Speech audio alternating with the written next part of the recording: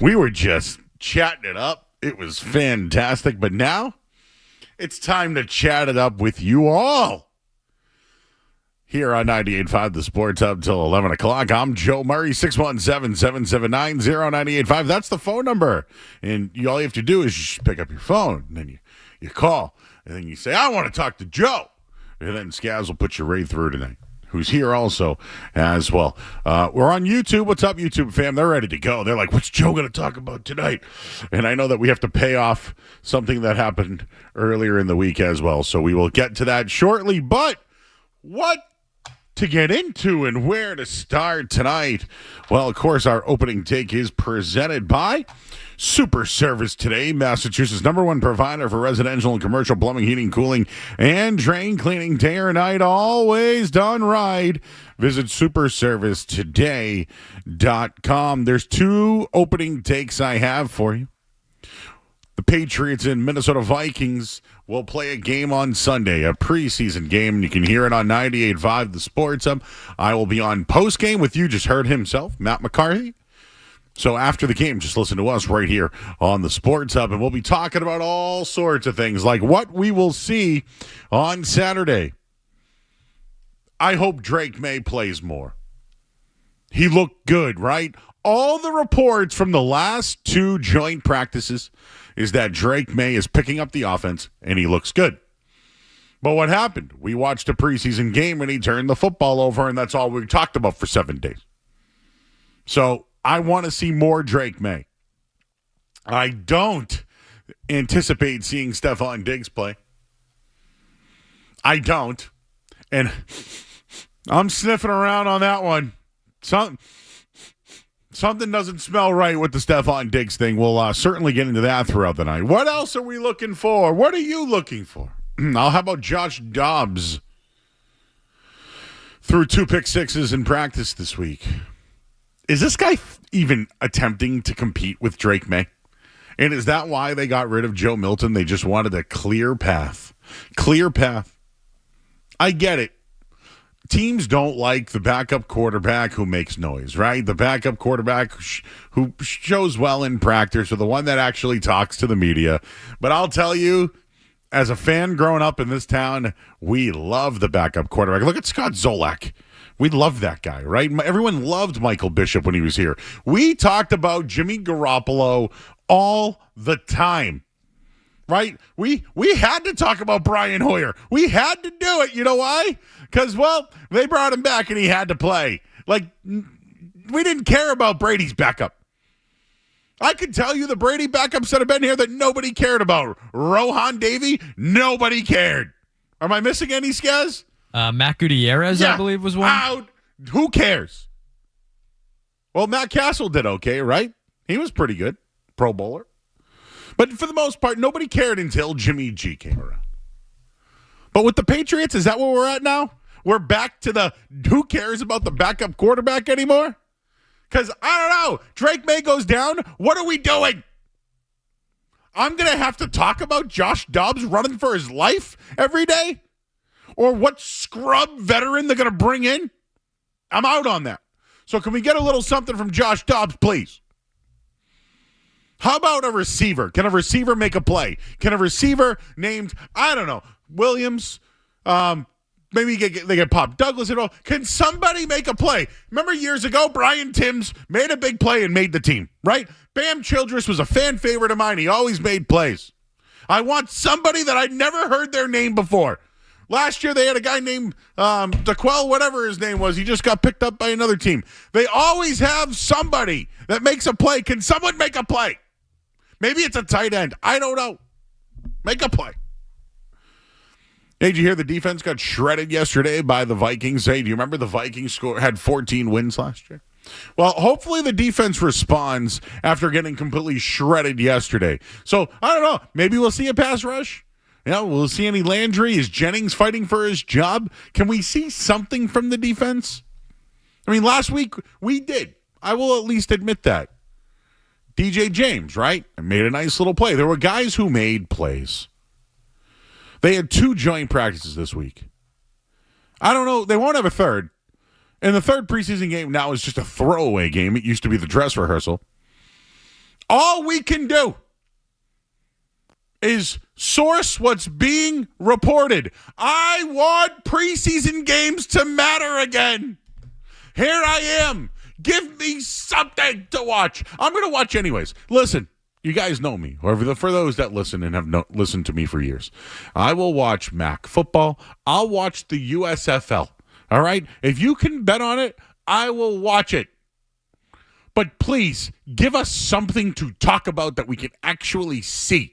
Because all I'm hearing and all I'm reading about is what's being reported. And the preseason means less and less.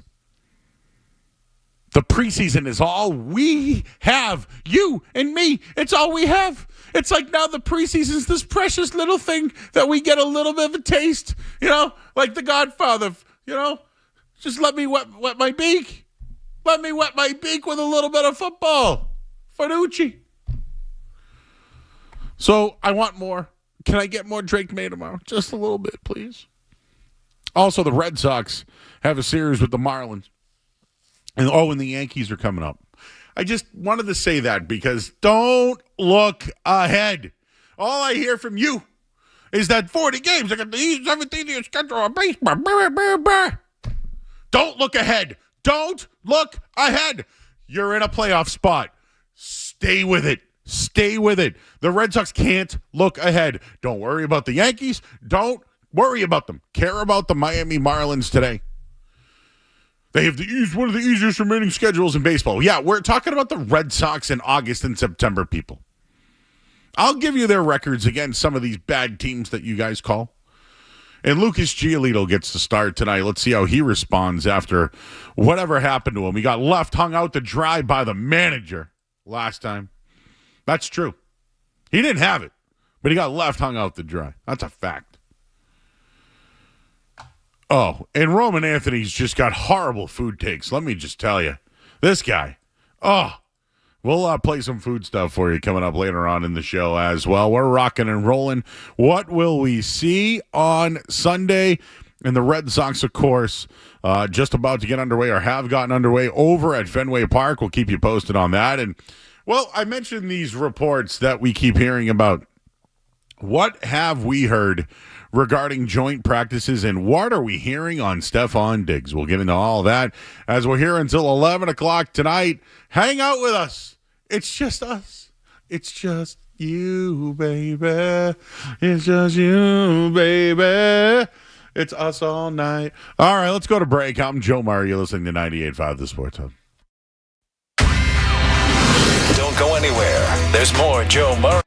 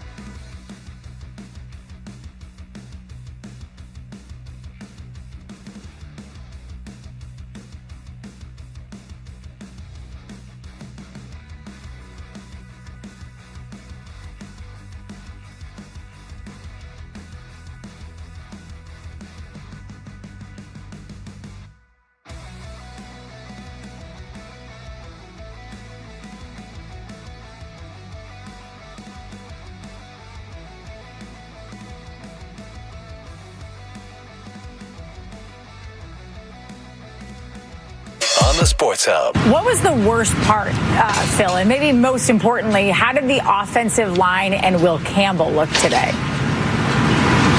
Yeah, protection was the name of the game. That was the problem for the Patriots today. I had Drake May going 7 for 12, but 7 sacks, which was even more than yesterday when it was an up and down day for the Patriots offensive line. When they blocked it up, Patriots offense hit a couple of home runs. When they didn't, there were sacks yesterday too. So I had 6 yesterday, 7 today. I had 3 coming off the left tackle, Will Campbell. In my opinion, from all the practices that I've seen this summer, it was his worst practice of the summer. He got undressed early in the one-on-one period. He did win one of his reps, but an inside spin move from Jonathan Grenard in the one-on-ones beat him cleanly. Jonathan Grenard beat him 3 times in the 11-on-11 period for sacks. He also had a false start penalty during that failed 2-minute period at the end of practice. So it feels like things might be moving a little too quickly for the number 4 overall pick right now. You know what I mean? Oh. Hey everybody, how we doing tonight? Wow, I guess I gotta pause the show for a second here. I came in, I have talked to everybody in the building but Kevin Majora. You know why? Because I'm gonna see him for 10 hours tomorrow. How are you, Skaz? Doing good, Joe. How you doing? Do you know what happened today? Topher, you know our buddy Topher? Yes, yeah. He goes, hey, what's going on with it's a tough day to be a junior, huh? Because we were talking about the Michael Penix interview that happened last night where the lower third, it spelled his name wrong. His first name or last name ends with an X. Looks like the television station might have dropped an S in there, but still threw the junior in. And it was a tough day for Penis Jr., is what I got to say. And so I had so many people being like, Skaz's line last night had me dying. And I said, you know what? I'm going to post that to the internet. So it's up at Joey Mara on Twitter. It was good? Everything's good today? Everything's good. I saw intern Luke quote tweet that and say, I missed this so much already. So that's what you're missing out on. He's already in his feels. Well, who knows what we could get into tonight? As we're here until 11 o'clock, 617-779-0985. Phil Perry, I got to give you credit, buddy. You are calling it like it is. I honestly feel at this time, we had both Doug Cott and Andrew Callahan from the Herald on the other night who gave us a great breakdown on both Drake May and J.J. McCarthy. They said that they were a little down on McCarthy, but Drake May is definitely learning the system. All the things I think you want to hear about Drake May are happening. Again, the result last week was he took the hit, should have taken the sack, and turned the ball over. Okay? I think we all agree with that. That happened. He needs to be better. It can't happen. Vrabel's called him out for it. So the one thing I think we can at least say when it comes to Drake May, when he makes mistakes, he always makes up for it, right? That's one thing you can say about this kid. Now, late in games last year, did he have at least 2 turnovers in a game trying to force things? The team was horrible. So again, I think that was him just trying to do a little bit too much. But I still think he can be turnover prone. But I'm more critical of the Josh McDaniels offense letting the quarterback do everything. But at least it sounds, the way it's been reported, that he is at least picking everything up. He is facing pressure, but he's still making plays. So I think that's one of the positives that we've gotten from camp and at least what's been reported. I would like to see that now translate into a preseason game. I know some think it's meaningless. At some point it probably is. But for us doing a show and talking about it, all we can really discuss is what's reported and what we see. Right? So I would like to be able to see something and give you my own analysis instead of relying on other reporters. But since I can't do that, let's tell you what we've heard from joint practices so far. What we're hearing is their offense has been overmatched. Drake May was pressured so often, it might have been easier to chart the few dropbacks that came with a clean pocket. The unit was mostly forced to dink and dunk its way around the series with the O-line that couldn't block well and the receivers that struggled to get open. And when it came to Pop Douglas, he had a drop pass. I also heard this week that Stephon Diggs had a drop pass in the red zone. But for the most part, none of this has really been about Drake May. It's been about, and really, it's when he has time or when the team does his job they really do come through on the results. The Vikings defense is one of the league's best, okay? But the offensive line is still a liability. Do I think it will be better? Yes. Do I think there's an offensive coordinator that knows how to at least try to help people that are on an island? Yes. I'm not a fan of Josh McDaniels, but you know what? At least I know he does know. He knows how to at least set up the offensive line where if they are down or if they are undermanned, they can at least run an offense to get the ball out or at least have protection. They're going to have extra protection when it comes to Max Crosby, etc. It's just going to happen. But what is more concerning right now? Is it the offense or the defense? I mean, we already know the receivers and the line have been a problem for a long time, but don't they have to rely on their defense as well? The defense was more concerning. The first wave of free agency, we all know they spent $150 million on their defense. Right? They brought in the big Milton Williams, right? Carlton Davis, we haven't seen much of. Robert Spillane will be in the middle. But during the first, at least when it came into this is some of the reporting I had. I think this is from The Athletic. They have an inconsistent pass rush and the secondary that was just beaten all over the field. They allowed J.J. McCarthy to complete 17 of 20 passes for 6 touchdowns. I had to look at that again because I thought I had a typo. No. J.J. McCarthy. Remember J.J. McCarthy, guys? The guy that went to Michigan, which we'll get into them a little bit later. The Patriots were at least sniffing around on him a little bit, but they went with Drake May because it just kind of fell in their lap. But Jim Harbaugh, we'll get into him later too, also said that he was the best quarterback in the draft, and he looked really good in the preseason last year, but tore his knee. Well, he's back now, and he's going to be the starting quarterback for the Vikings. Yes, he went 17 of 20 for 6 touchdowns. They really stopped the run, and that's my issue. Do people remember how bad the Patriots were against the run last year?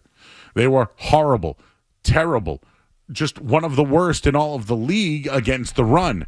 I do feel, though, that Milton Williams and Barmore should help that. I do. And I do think that Spillane has been a tackle machine. That should improve. Doesn't mean that it still can't be a problem. So really what we got from this week is, from last week to this week, is that there's more red flags regarding the New England Patriots. And really, it starts on their defense. Their line still having problems. The only thing I'll say about their offensive line is they're learning. Like, Will Campbell's going up against an all-pro left end. So I just get these mistakes out of the way now. The whole they're going to win 8 games, 9 games, 10 games thing, I'll give you the ceiling and the floor because Mike Reese and ESPN had a big thing about every team around the league and what their floor and ceilings are. So we'll do that coming up in a little bit. But this is what we'll get. We got Washington last week and Minnesota this week. Arguably one of the 2 best teams in the NFC. That's who the Patriots have gone up against. And in a way, I almost feel like that's going to benefit the Patriots this year. You know, going up against like the Titans in joint practice, is that really going to help things? No. But going up against Minnesota that won 14 games a year ago with an offensive-minded coach, that's, I think, what could help that defense out. But what we have heard again positively, and I'm wondering if it's spin or fact, I don't know. Even people on the Minnesota side have been impressed with Drake May picking things up. So this isn't just the local media saying it.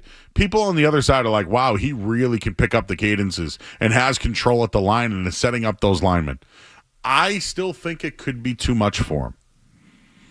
And I think he can grow into it. But both sides, and I've sourced it on both ends, sounds as though Drake May is really picking things up and looks pretty good. One other thing I wanted to mention here. The Stephon Diggs story, I've sourced it. I guess what I'm hearing is that maybe Stephon Diggs likes to push it really hard when it comes to trying to make it back quickly. And maybe right now he's, I don't want to use the word loafing, but he is, as he's getting closer to week 1, maybe they're not seeing the same explosion they did. And maybe they think that might be him. I don't know. I asked a couple of people that were in Minnesota, and it really sounds like the bigger story is Pop Douglas is probably the number one receiver. That's probably the bigger story.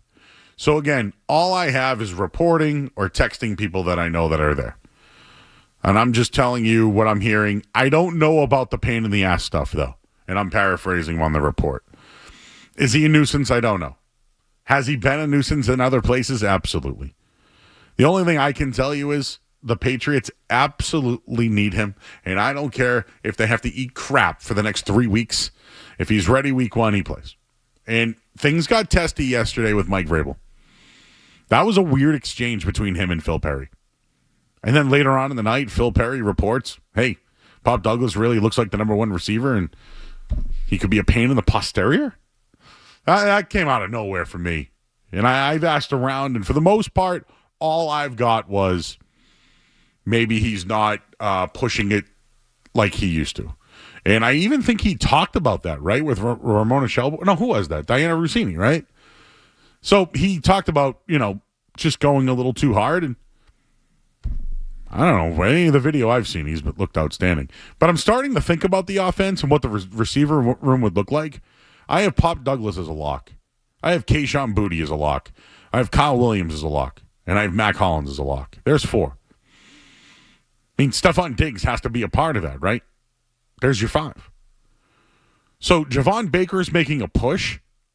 Can he play special teams? I don't know. Efton Chisholm's working hard. He's doing everything he can. I think he's probably a practice squad guy, but he fits the mold. I think Jalen Polk's in trouble, and I think Kendrick Bourne is too. So to me, that's, 5 receivers with Baker potentially making a push? And if Diggs isn't ready week 1, what do you think of this group? All of a sudden, my under 8.5, I'm just feeling better and better about it. And hearing the defense, I want to see something tomorrow. You get what I'm saying, Skaz? All I got is this reporting, and I feel like I'm just creating crap now from what I've read, right? I feel like the Patriots are a tabloid. And I'm like, oh, man, did you hear about this one? Did you hear about that one? Please let me see something tomorrow that has substance to talk about. Because right now, it's all just reports. It's like the telephone game. Give me something. I feel like Mad Dog. How could you celebrate a Mets home run record? Who cares about a home run record? Did you hear that one? Pete Alonso, all hit the most home runs in Mets history. Mad Dog, not happy about it. Don't celebrate that. Don't celebrate that. Hell no. No celebration. I need more. I need something. And listen, we all need it. Trust me. We need it. And it will happen is they're going to have another preseason game, and, we're not going to know anything because they're not going to play anybody. And I hate that. There's no, you know what? You know who's always been a screw the preseason guy? Matt McCarthy. He's always been that, and you know what? I want more. I need more. Mike's in Mansfield. What's going on, Mike? Yeah, all right. Now I got to bring up Kayshon Boutte. Who? Oh, I'm talking about our wide receiver, Boutte. I'm talking about the lobster. He's out there with his bottom-feeding hands, pulling the ball out of the sky. Yeah. What else you got? And he's a bottom feeder. Yep. Okay. What else?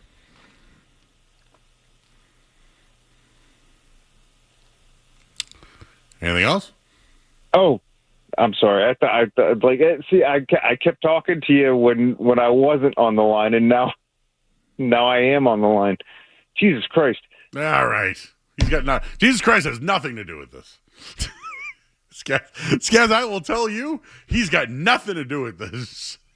Strong start, Joe. Strong start. Oh. You call him Jason Boutte? Jason? Well, lobsters are bottom feeders, right? Yeah, I know. I got that. I got it. Yeah. I got it. That's been covered before, Skez. That one's been covered before. Kayshon Boutte is lucky to be in the NFL. I will say that. And the opportunity he's been given, he's been pretty good. Might I remind you about Kayshon Boutte? Oh, he is forget about his off-field stuff with the gambling stuff.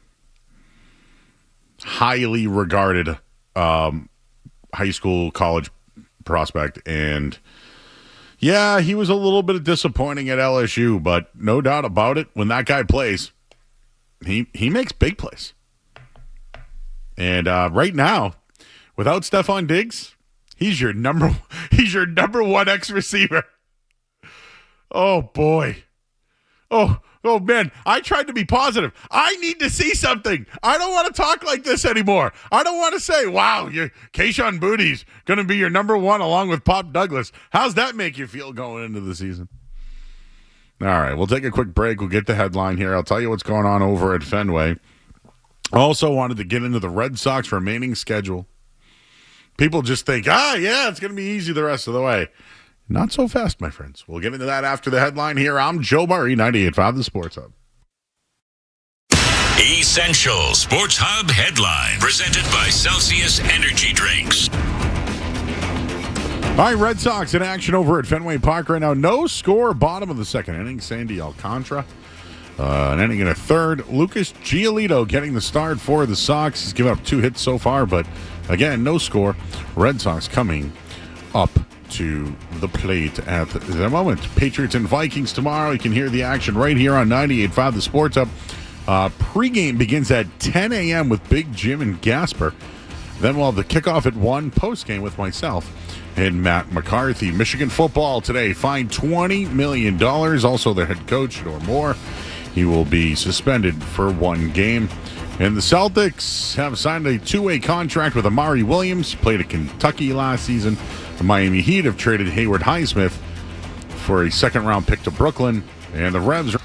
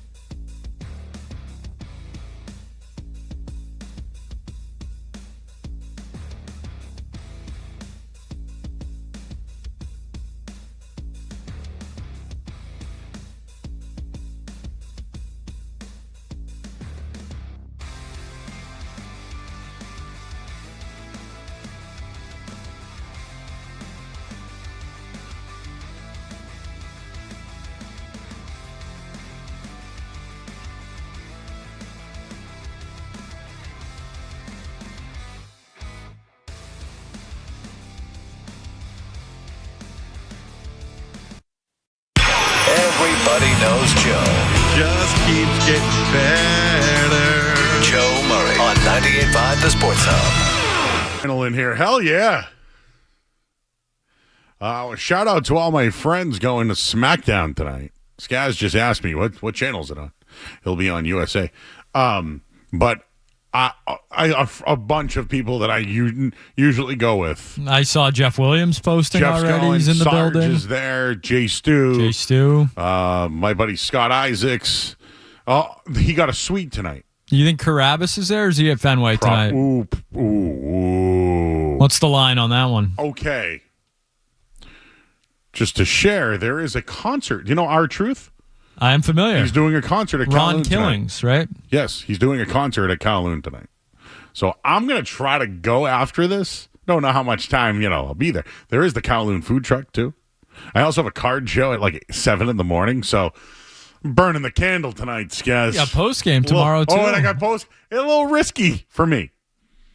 So I could use a little bit of the water boy for amusement at the moment, please. And he needs that H2O. This is when the coach tried to leave because he was nervous, and he says, "No, coach, I got you, coach." The Fawns, right? That's. Can you believe the Fawns turned into that?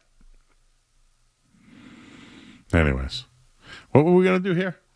The Red Sox schedule, I believe. Schedule talk. Yeah, we'll do that in a second. Barney is in Brockton. What's up, Barney? Hey, Joe. How you doing?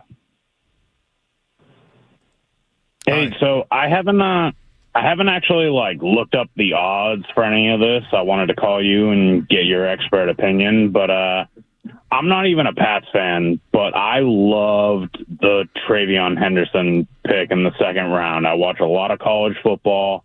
He's a beast. He can do it all. What do you think about him for Rookie of the Year odds? Because, after the first 2-3 weeks, I could see him being the Patriots' bell cow for the rest of the season. So, real quick, before you, I can give you the odds. I have it. It's plus 2,000. And also, Okay. if you go to 985thesportshub.com, I wrote an article about all the odds for the Patriots this year. So anything that you want, Diggs reception, all that, just go right over there. Here's what I would be careful of. Last year he shared duties, right, with Judkins. Judkins, yeah. I think he can be a bell cow.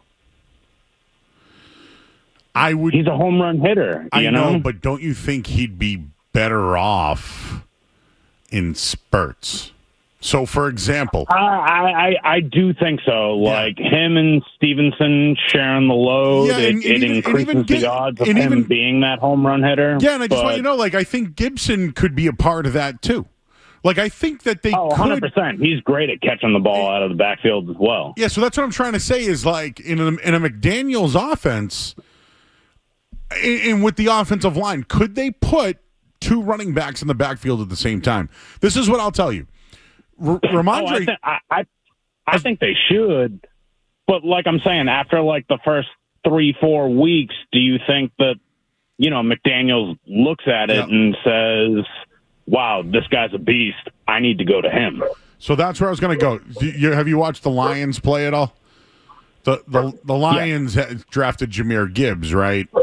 And that's exactly where I'm going. But David with it, Montgomery was really the bell cow, right? He was the guy, and then Gibbs just took over, right? He had to. It was kind of like you had to give him more touches because everything he did was well. That's what I would do with Henderson, only because make him earn to become the bell cow. He probably is earning it already, but Stevenson's still a good runner and really they're both really good pass protectors, and that could also help out their offensive line.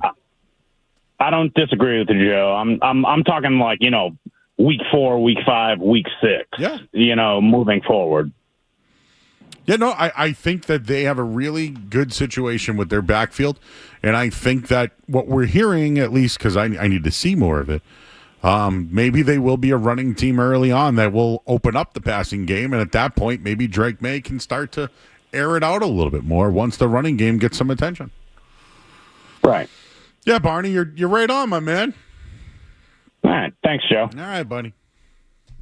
Was that a good analysis, guys? Oh, you get the vacuum going. What's up, Louis? Do you ever think he knows, like, we shout him out all the time? No, you don't have to turn it on. It's okay. I got you. Oh, there it is.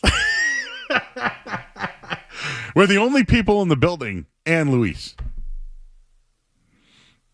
Let's hear it now, Skaz. Oh, you can still hear it, huh? He's out of the room. He's a big fan of the Messi shirt today. Oh, really? Oh, did he say something about it? Yes, yeah, he was a fan of that. Oh, before I get to the Red Sox stuff. Okay. Fabian Henderson's not winning Rookie of the Year. Just Who will? Cam Ward, Ashton Genty, Omarion Hampton. Travis Hunter's probably going to have people, if he plays even remotely on two sides of the ball. Wow, that was a quick analysis, guess. Who was the last Patriots to win Offensive Rookie of the Year? Curtis Martin? Robert Edwards, and then he broke his leg playing volleyball. There you go. Beach football. Well, last Patriots Rookie of the Year winner in general was their former head coach, I believe. Gerard Mayo, I think, was Defensive Rookie of the Year. Rookie of the Year. Well, let's Google it. Last Patriots player to win Rookie of the Year. Well, now you get me Google searching, Skaz. Yeah, I was going to say, I'm pretty sure it was Gerard Mayo. Boom! Curtis Martin, 1995. Boom! Wow, Skaz. What are we doing here? Wait, who did I say won Offensive Rookie of the Year? The guy that hurt himself playing volleyball. Oh, yeah, Robert Edwards. That must have been before, though, right? No, they drafted Robert Edwards after, because they lost Curtis Martin with Bill Parcells, your boy. Remember? Not only did they lose and he left the Patriots, but somehow, some way, he lured Curtis Martin to be like, hey, come play with us. You don't want to play with those stiffs. And he went on to win rushing titles and then went to the Hall of Fame. I believe he married Toni Braxton, too. Remember her? I'm familiar.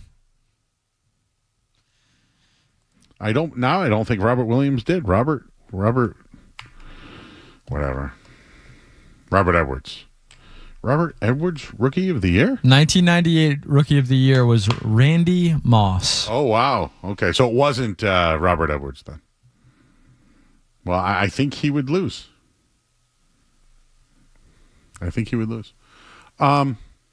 Anyways, I was going to do that Red Sox record thing, but you know what everyone seems to want to talk about? This home run derby thing. People are, they like a new topic, Joe. New fancy toy. New way for ownership to make more money over there. I have an idea. I like it. Let's do it on the other side. 98.5 The Sports Hub. More Joe Murray coming up on the Sports Hub.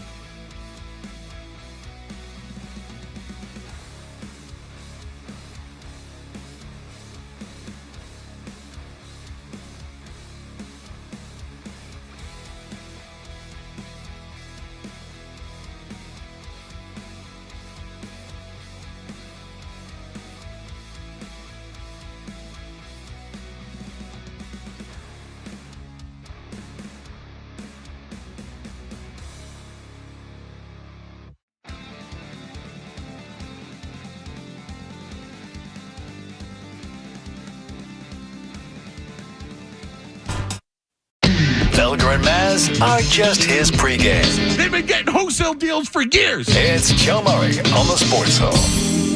But a cherry is what they call that one. All right, this home run derby. It seems to be the craze.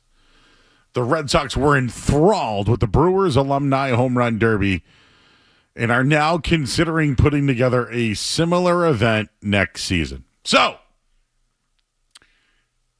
the Brewers, the way that they did it really worked. It was a smashing hit. It was after a game, right? So people hung around and whatever. They got really good turnout. Some of their pitchers hit. They got a good turnout. Like that? That was an accident. Oh, no, I just wanted to make sure. But look, so that's one idea. These are just, I'm spitballing, all right? Spitballing. But that's an idea, right? Because you could probably, like Dewey Evans might want to try that. Fred Lynn might want to try that. Watch Fred Lynn playing a game. Hey, next week is the old-time baseball game. Fred Lynn is also 73 years old.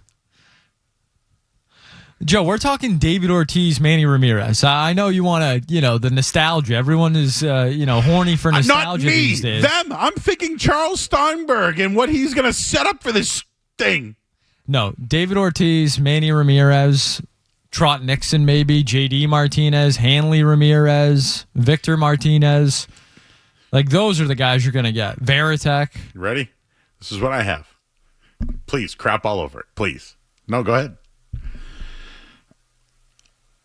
Could they introduce David Ortiz? Hey, guys, David Ortiz is going to be in a home run derby. Don't tell us who the contestants are. Here comes David Ortiz. All right, competing against David Ortiz, Alex Rodriguez. Boo! Like, it'd be interesting, right? New Yankees, Red Sox. I'm doing something that nobody else has talked about, so just go with it. How about Manny versus Sheffield? I don't know.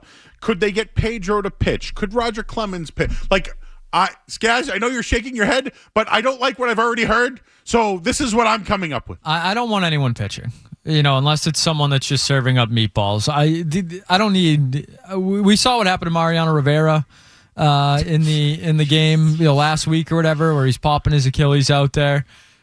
I don't need to see David Ortiz run or even jog a fast walk. I don't even really need to see. I don't need to see Pedro trying to throw a baseball hard ever again in my life. I do kind of like the Red Sox Yankees thing there. I wonder if would it go. Now we're getting into the weeds where it's the Yankees going to let A-Rod do, like, are they going to want him for their own home run derby? Could you alternate every other year where one year it's at Fenway, Red Sox alumni versus Yankee alumni. Next year it's at Yankee Stadium. Like, something like that you might be able to sell me on, but any real athletic endeavor, I'm not too interested in with the older guys. So really all we're left with is Manny and Ortiz, and that's it. Or like Victor Martinez, Pedroia? Johnny Gomes, and the guys like that. Johnny Gomes, I don't like him making that list, but I understand. Here's my answer. No. I don't want to see these guys. I don't want to see them.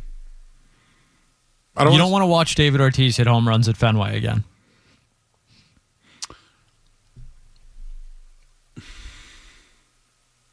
Well, who else? Oh, okay, yes, who else? Manny? Can Manny hit home runs anymore? Yes. He can, huh? Definitely more than Dwight Evans and Fred Lynn can, Joe. I would say that. I was talking about throwing from the outfield with those guys. I didn't say hitting home runs. 73 years old. I'd be happy if they can get in and out of the outfield,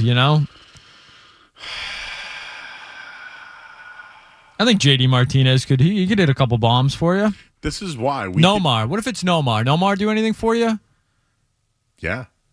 Mo Vaughn, yeah. Mo Vaughn's 57. Can he swing a bat still? That's what I'm asking. This is why I'm bringing up my alternative would be like make it a spectacle. Like they're going to make it a spectacle. They're going to have that. What's that Red Sox theme?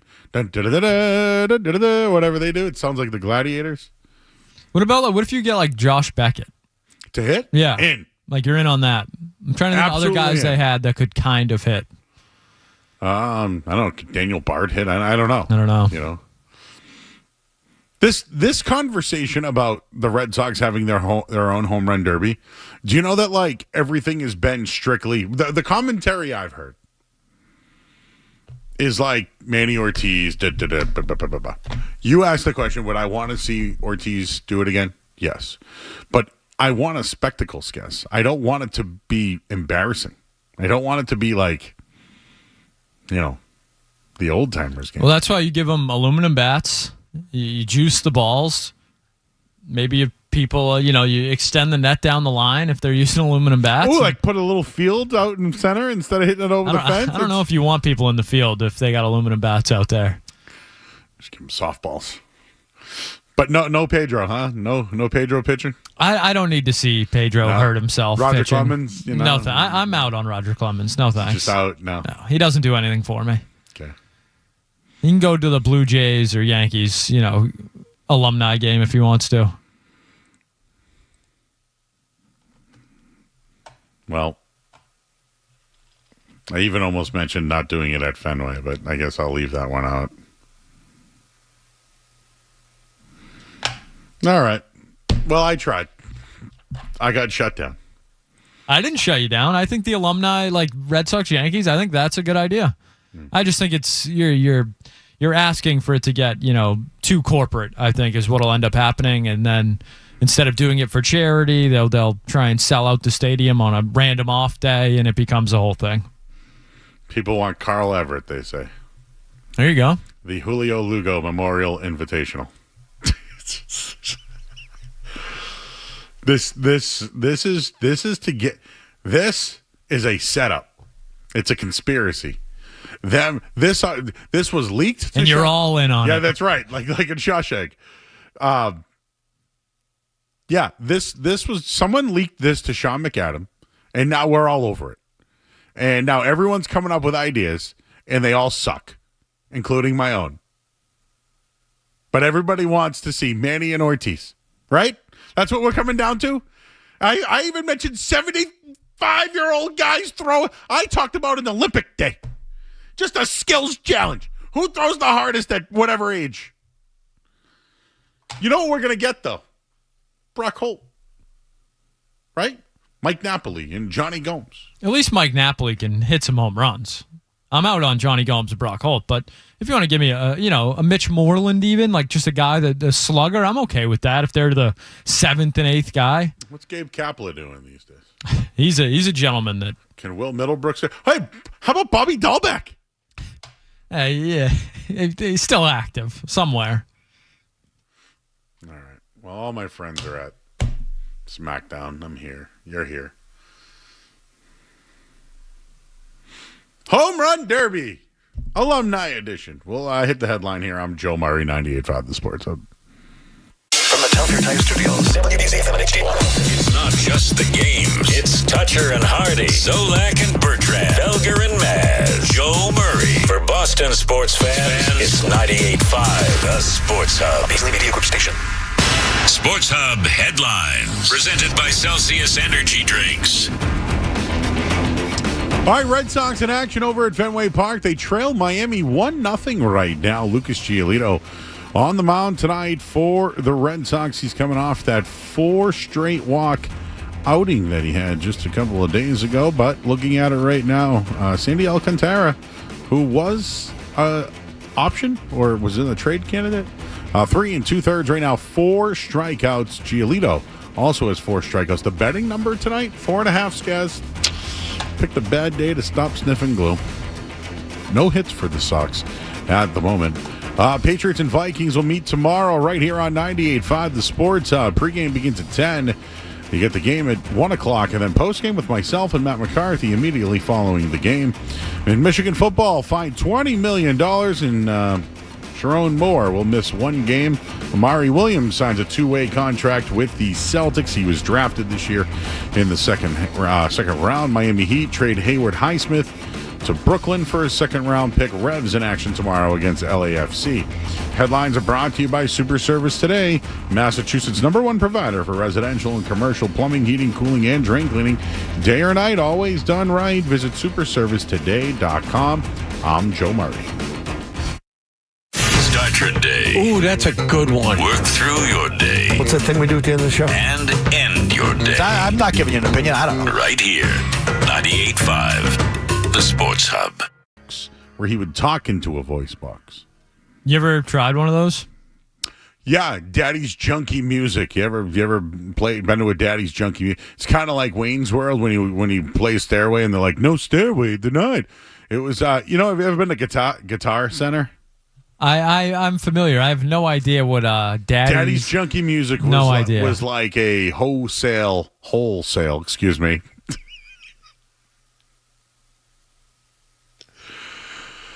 The dialect is just off the charts today. I don't know what's going on with me.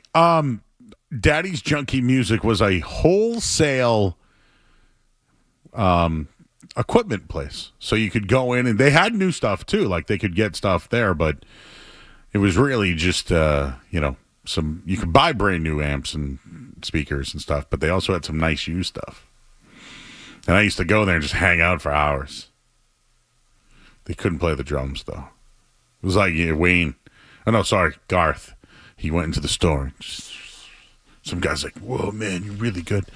But why was I bringing that up? Oh, you were talking about the talk box. Yeah. I don't know how to use it, though. It just sounds like... Yeah, and there's also a wah-wah pedal. I've heard of the wah-wah. You put the wah-wah in and you wah-wah, whoa, whoa, whoa, whoa, Anyways. The Patriots have a ceiling. This is according to Mike Reese of ESPN, everybody. This is what they wrote about your New England Patriots. The ceiling for the Patriots this year, 11-6. I've heard some people very high on that number, thinking that 11 is better than their 6-11, which is their floor. Last year, the Patriots won 4 games. I think there was 2 or 3 games they gave away. I think the Titans game they should have won. The Seattle game they probably should have won, right? So 6-7 wins on a bad team last year. I don't think the roster is as bad as we saw it a year ago, and they definitely spent a lot of money this offseason to improve the team, and they'll have better coaching. So just for the betting notes out there, the opening line was 7.5. But so many people thought it was a low number that it got bet up to 8.5. That's where it is now. I think 8's the number. If they go over 8 wins this year, I think that is they overachieved. And what I mean by that is I think 7's really the number. I always look at the opening lines when betting lines come out. If they won 7 games this year, I'd be really happy for them. 7-10, and they were in a couple of games they lost. That only means that they're just, 1 or 2 games away from being a playoff team. Now, I know a lot of people think that they should make the playoffs. I have the Chiefs out of the playoffs, as I've mentioned multiple times. So that would mean that, maybe the Chargers get in. But when you really look at it, how many teams, I guess, are worse than the Patriots? Not many. But we already kind of talked about last night the teams that will get in. The Patriots legitimately have a chance. And I know that their schedule is favorable. There's no doubt. That defense is still something I'm thinking about. And, is their offensive line going to get better? Do their receivers get open? What happens if Drake May gets hurt? There's a lot of what ifs. The biggest issue with the Patriots this year, people don't want to talk about it. It's their depth. They don't have depth. Somebody goes down. They don't have someone to come right up. If Will Campbell goes down, who the hell's the left tackle? If Drake May goes down, you get Josh Dobbs out. If Stephon Diggs doesn't play and Pop Douglas gets hurt, you're rolling with Mac Hollins and Kayshon Boutte. What if Hunter Henry goes down? Right? Their depth is their biggest issue. Now, maybe there are things that change when people get released and they bring people in and all that. But their biggest issue is their depth. Anyways, here's what Mike Reese wrote about ceiling versus floor. Went on to say in his introductory news press conference, Mike Vrabel said, "We just want to be good enough to take advantage of bad football." For the most part, the Patriots have had the look of a buttoned-up team so far, which included an impressive 48-18 win over Washington in the preseason opener. Vrabel, preaching an identity that starts with effort and finish, is all about the details. So when I read that, I look at it and say, this year really is about effort and finish, maybe not about talent. And I think that's one thing that Mike Vrabel will do. Kyle Duggar's a pretty good football player, but he struggles in coverage. Now they're thinking about moving him to linebacker, which really just means to me he's probably going to get cut. Because why? effort and finish, right? So I think there's a lot of guys that don't have the effort and finish. That's one of the things I noticed in the preseason game where a lot of their offensive linemen were blocking downfield and taking it to the next level. So I saw a lot of that last week. But if there are guys who don't have effort and guys that don't finish, they're not going to make it here. There might be guys who have a lot of effort that don't have the skill. I'll use Efton Chisholm for that matter. I think Efton Chisholm's a nice little project, right? Guy that was an elite pass catcher in college at a smaller divisional school, now getting an opportunity in the league. He is only a slot. He can't play the X. So really, he's only going to play if something happens to Pop Douglas. But he's a guy that I think that they could really help them when it comes to the practice squad and mimicking slot receivers on other teams. And at some point, is he a guy that they would be confident with? Yes, but his size and ability might be an issue, but he has effort and finish. So that's what I mean by what they're really looking at. And Bill Belichick was really big on that early on in his career. There were always guys that made the team that maybe weren't the best. I'll give you like Earthwind Moreland. You remember him? This guy got cut by so many teams, but you know what he did? He stayed in his lane and really protected the boundary well. Didn't say a damn word. But you know what? Effort and finish. He didn't have all the skill, but he could play. And they found that with Eugene Wilson. They drafted him out of college. They were like, hey, I know you're a corner, but you know what? I think you'd be a hell of a free safety playing next to Rodney Harrison. And he was and that they did the same thing with Devin McCourty, by the way. Devin McCourty was this all-pro corner that they moved to safety. They love effort and finish. They love guys that are smart, that do their jobs. They might not be the most talented, but they do their jobs. At some point, the Patriots are going to have to find talent. But right now, for Mike Vrabel, the building blocks for him are the effort and the finish. I think Kendrick Bourne is a decent receiver in the league. But does he have effort and finish? I'm going to say no. It's probably not fair to him because he's had a decent career when healthy. But for the most part, he doesn't have effort and finish. But you know what he does have? He knows the playbook. And Josh McDaniels believes in him. That might be worth a spot over a guy like Efton Chisholm. I'm just saying the way that Mike Vrabel's operating, he'd rather take the effort and finish guy to set an example than take the guy who might know the playbook. We'll leave it there at 617-779-0985. Michigan, you see those penalties today? I want to get into it because it's I want to localize it a little bit. So we'll get into that coming up here on the other side. If you want to call in, the phone number is 617-779-0985. We get Skaz here as well. I'm Joe Murray. You're listening to 98.5 The Sports Hub.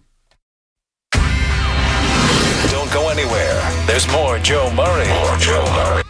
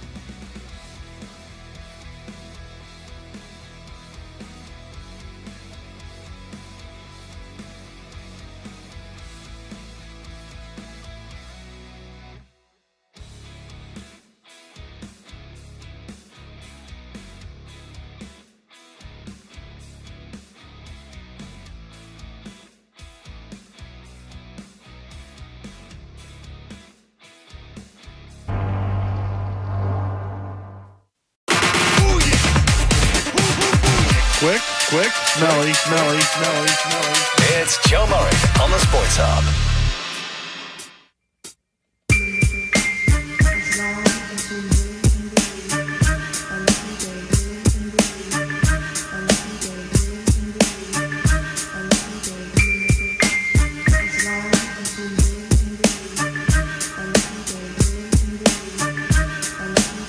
There's a beat right there, Skaz. And by the way, everybody that keeps texting me if I'm at SmackDown, I'm not. I work a radio show every night, 7 to 11. Skaz, you know this is one of my big pet peeves, right? How many times does somebody say, hey, Skaz, why don't you come meet us on Thursday night? We're going to be, why don't you come? What do you say to them? What do you do?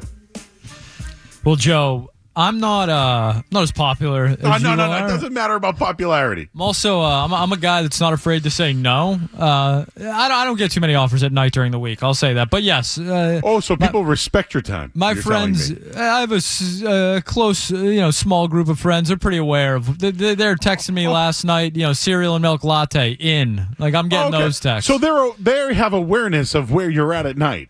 For the most part, yeah. Oh, okay. Because you're a popular man, Joe. No, the people want more Joe Murray. You're probably right, but you know what? Ready for this? 1, 2, 3, 4, and then 2 DMs via Instagram. Where are you sitting tonight? Where are you at tonight? I'm on the radio. You just respond. I'm in the a-hole chair. That's where I'm at tonight. I'm going to fill Neil in. Neil's out. We always say we're the lone ones here, but Neil's here. But Neil, tonight, SmackDown's in Boston. It started at 8 o'clock, and I've had 6 people on the during a commercial break. 2 DMs and texts. Where are you sitting? And Skaz, I asked him, do people invite him to places during the week? Because there's a lot of awareness about Skaz's schedule. Not mine, though. I'm just not as popular as you, Joe. That's what it comes down to. That is, I am aware that's one of your bigger pet peeves, though.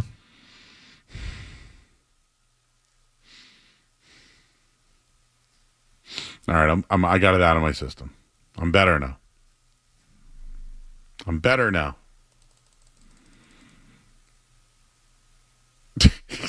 Joe, you expect that? Don't do that to me, don't do it to me now. Now everyone's going to be asking. Yeah. Don't do it to me now. See, this is how you wind me up, Skaz. This is just pull the string, baby. Wind me up and watch me spin. Michigan football. Oh, baby, can't wait to talk about this one. I have a lot of thoughts on this, but the NCAA came down with their sanctions for Michigan.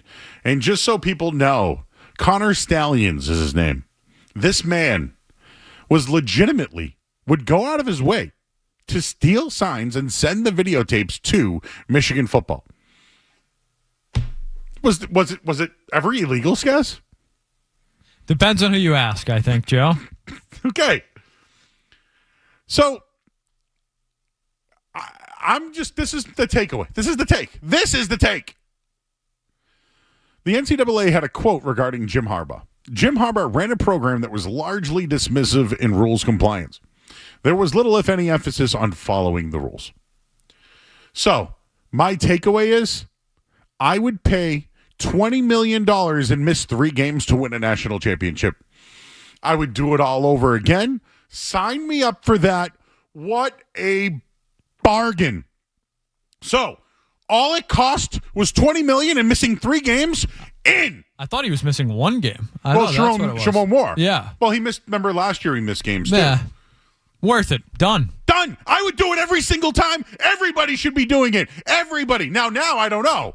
Like now, is this now remember the Patriots would do things and then they would change all the rules? Like, can Jim Harbaugh ever go back to college football now? Probably not, right? So all I'm saying is, Michigan football, good on you. You know why? Because I would do it too. All it cost them was $20 million in. Do it. To win a championship, to beat Ohio State, to go to the, in. Now, your program stinks now, but you know what? You won a championship. They'll be back. Where I'm going with this is this. Tom Brady paid a bigger price for the deflation of footballs, so allegedly. Weather. Right? allegedly, than what Michigan did at in college football. The reason why I'm mixing them together and localizing it is, where did Tom Brady go to college? Where did Tom Brady go to college? Michigan. So that's why I'm localizing it.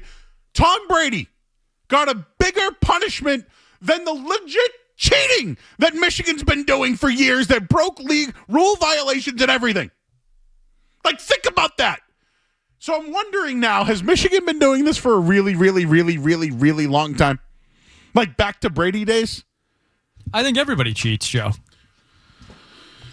I think this is something that I think the reason they only got a 20, and I say only, but $20 million in a one-game suspension is virtually nothing to me. I think that's them saying we knew we had to punish them, but everyone's kind of doing this, and they were just doing it the most egregiously. That was kind of my takeaway from it. Other than I have Connor Stalions takeaways, but we can get to that, after. What do you think of Connor Stalions? I think we are beyond lucky as a human population that he was obsessed with just Michigan football and not other things. You read about this Connor Stalions guy. He had Michigan football manifestos. He was going in disguises to numerous different stadiums to scout for Michigan.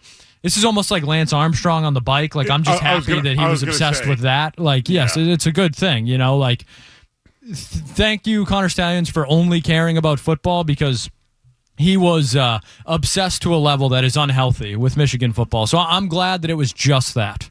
That's my Connor Stalions takeaway. I think we talked about this off the air like years ago. This guy was like an insane fan. That's putting it mildly, I think. Do you ever see Swim Fan? No. It's about okay, you don't. This Connor Stalions guy's sick. I'm sorry. Hey, listen, we have there's a lot of people who love their teams, right? I can't say a bad word about the Patriots without somebody getting pissed. Yeah, I don't know if those people are, doing. I don't know if anyone's ever done what Connor Stalions. He had like 500-page manifesto on like bettering Michigan football. Now, I don't have kids, but if I did, would I be going to other games that the kids are going against to help the kids scout? Absolutely, I would. You would? I'm a sicko. Oh, no shot. Oh, my God. If my kid was playing, I want to ask John Sarianides about this later. If he's noticing parents traveling from game to game. So no lie. And listen, Skaz, I've gone to whenever like I knew a team was playing, like if we played Fridays or Saturdays and I knew a team was playing on a night we weren't playing in high school, I would go to their game to watch them. Does that make me crazy? I just wanted to get a look at them. You care, Joe. Yeah. That's something I've rarely done in my life. Yeah. Again, I'm a sicko, but this guy took it to the way. Dude, didn't he wear like other team's clothing? Yes, get on their side? He had like a fake mustache in one picture. Now, who knows if they've been edited at this point. Okay, let's be real. What was worse? Connor Stalions or what Belichick did? I'd probably say what Belichick did. The only thing I'll say what Belichick did was he was given like the league was given a fax basically saying, hey, don't videotape on the other team sidelines. It wasn't like it was illegal or against the rules. It was like if we got an email, hey, don't talk about ketchup tonight. And here we are talking about ketchup. That's like a violation. You know what I'm saying? But the way that Belichick did it was orchestrated. It was wearing like Kraft Media stuff and like NBC stuff. And like it was. Hey, Connor Stalions was in disguise as well, though. My only difference is at least Bill Belichick was the head coach of the football team. Connor Stalions was a guy. He was mercenary, basically. What makes it worse? I think the crazy mercenary is almost worse. And I know he was empowered by the university. It seems that's why, the hammer did come down the way it did. But it's college football, Joe. We have pro football fandom in New England to, a very high degree. I'm still not sure that it's anything. You hear these college stories. We got guys poisoning trees and the Connor Stalions thing. Like, didn't the guy say he'd eat his own crap if another team won last year? Yes, and then they did, and I don't know if he ever ate the crap. What I'm trying to say is, college sports is insane. It's a good take, Skaz. If you think about it, was Connor Stalions a booster? Like, was Connor Stalions, and I guess booster manipulation or money or even scouting? That's against school rules. So in a way, I almost agree with you. What Belichick was doing, at least he ran the operation. So allegedly, Connor Stallions is a booster or a alumni poser. He's an employee, Joe, I think, loosely. I mean, I want like my football team to have a Connor Stallions. Maybe not to that degree, but he certainly seemed like an asset for Michigan football. All right. Well, I was just told not to. Hey, listen, if you want to talk about this Michigan thing, I'm all about it.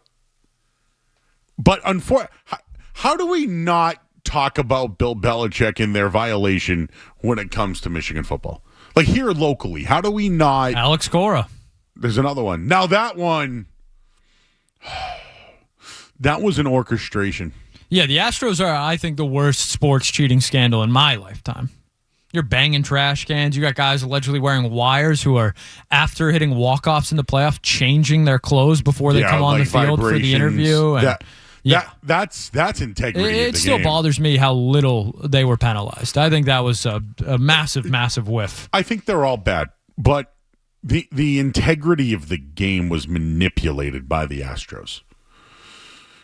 All I'm trying to say is, if you really want to dig deep into the Patriots stuff, they did whatever they could to get an advantage. And when they were told to stop doing it, they didn't. And they got penalized for it. So I don't want to let Bill Belichick and his operation off the hook. I'm almost curious if Ernie Adams had a big involvement in that too and maybe didn't get in trouble for it. This Connor Stallions thing, though, this is like a sicko fan becoming an employee of the team, basically, and just trying to find whatever he could as far as sign stealing. It was really bad. But, you know, all they got was a $20 million fine. Good for them. You won a championship? And now what happened to Connor Stallions? Does anything happen to him now? Like, what? I thought I saw he was like coaching high school football or something like that, but I could be wrong. He's going to get fired for now. Why? Isn't that the guy you want coaching your high school football team? I guess so. You see some of these coaches, Joe? I don't know. I guess you're right. Fighting with refs and umps. We talked about that the other night, too. Imagine Connor Stallions out there. Oh, well. All right. Yes, everybody. I'm on the radio. Not at SmackDown.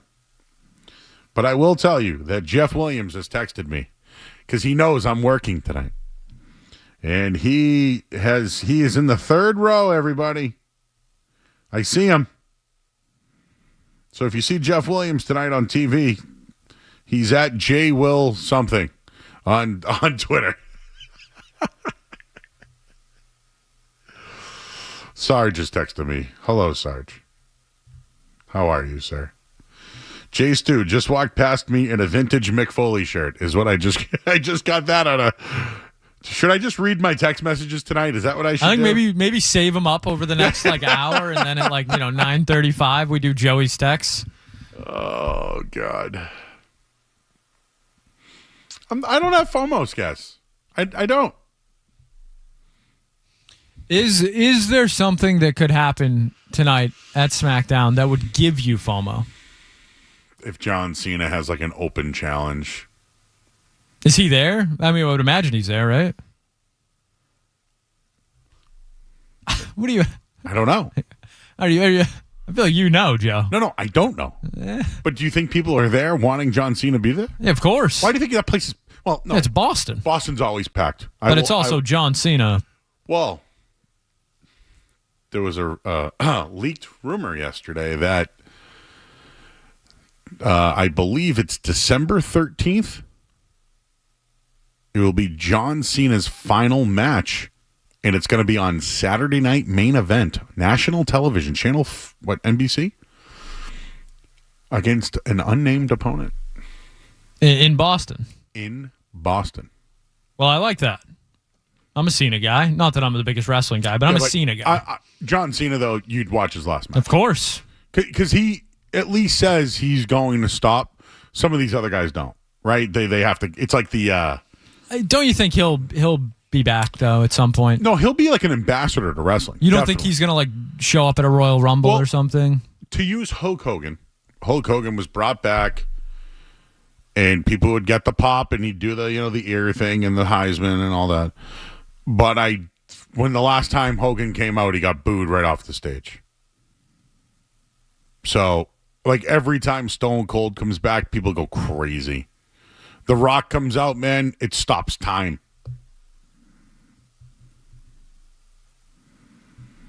Now I got another guy. Are you here? No!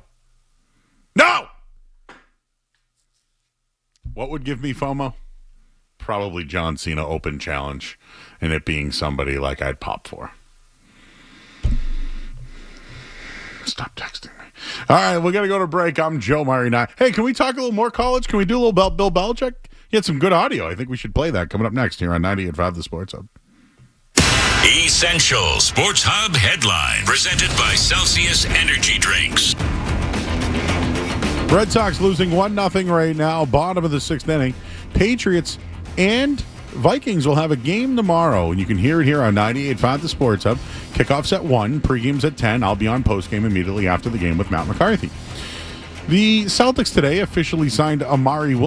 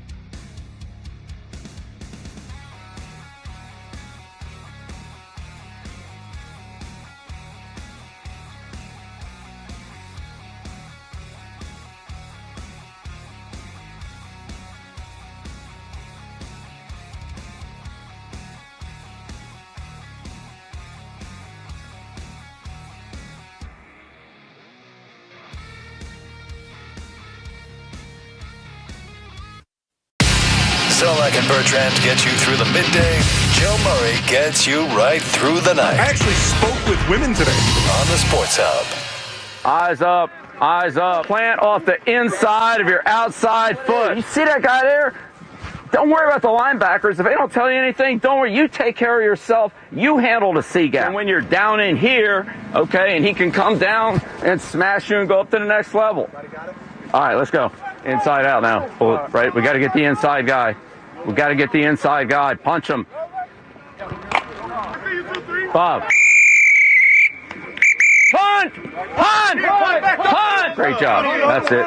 Great job. 1st and 20. Signal on the out. Great. Yes, sir. 2nd and 9. Back on track. Good. Yes, That's a really good decision. Yes, sir. You three got these two. You got it? Yes, sir. You can't line up out here on him because he's going to be in the C gap. You're right there. Okay? So narrow down your stance and 3-on-2 or 2-on-1 these two guys. Great job. We're going fast to keep them from substituting. We're going fast to put the pressure on the defense. But we're not going as fast as we can go like there's no time left on the clock. All right. It's no huddle. It's not 2 minutes. All right, here we go. All right, here we go. Here we go. Turn to chase the ball. Turn and run. Turn and run. Turn and run. Nice shot. Nice shot. I'm trying to keep him from punching with that outside arm so we can 2-on-1 the wing. If he closes on you, you got it? That's the way. Nice job. Get in and make another play. Get the first down. Get vertical. Don't try to make it a touchdown. Make sure you get the first down. And get low, right? They're never going to drive you back on 3rd down. You're going to go underneath that and get the first down if you got to split them. That's the idea. All right, that's the idea. This is the football conditioning we need. We can run back and forth across the field all day, fellas. That's great. All right. But football conditioning is football conditioning, and it's playing with pad level. It's hearing the call. It's making adjustments. It's communicating with the teammates. It's identifying what's going on the other side of the ball so that you can anticipate what's going to happen. That's what football is.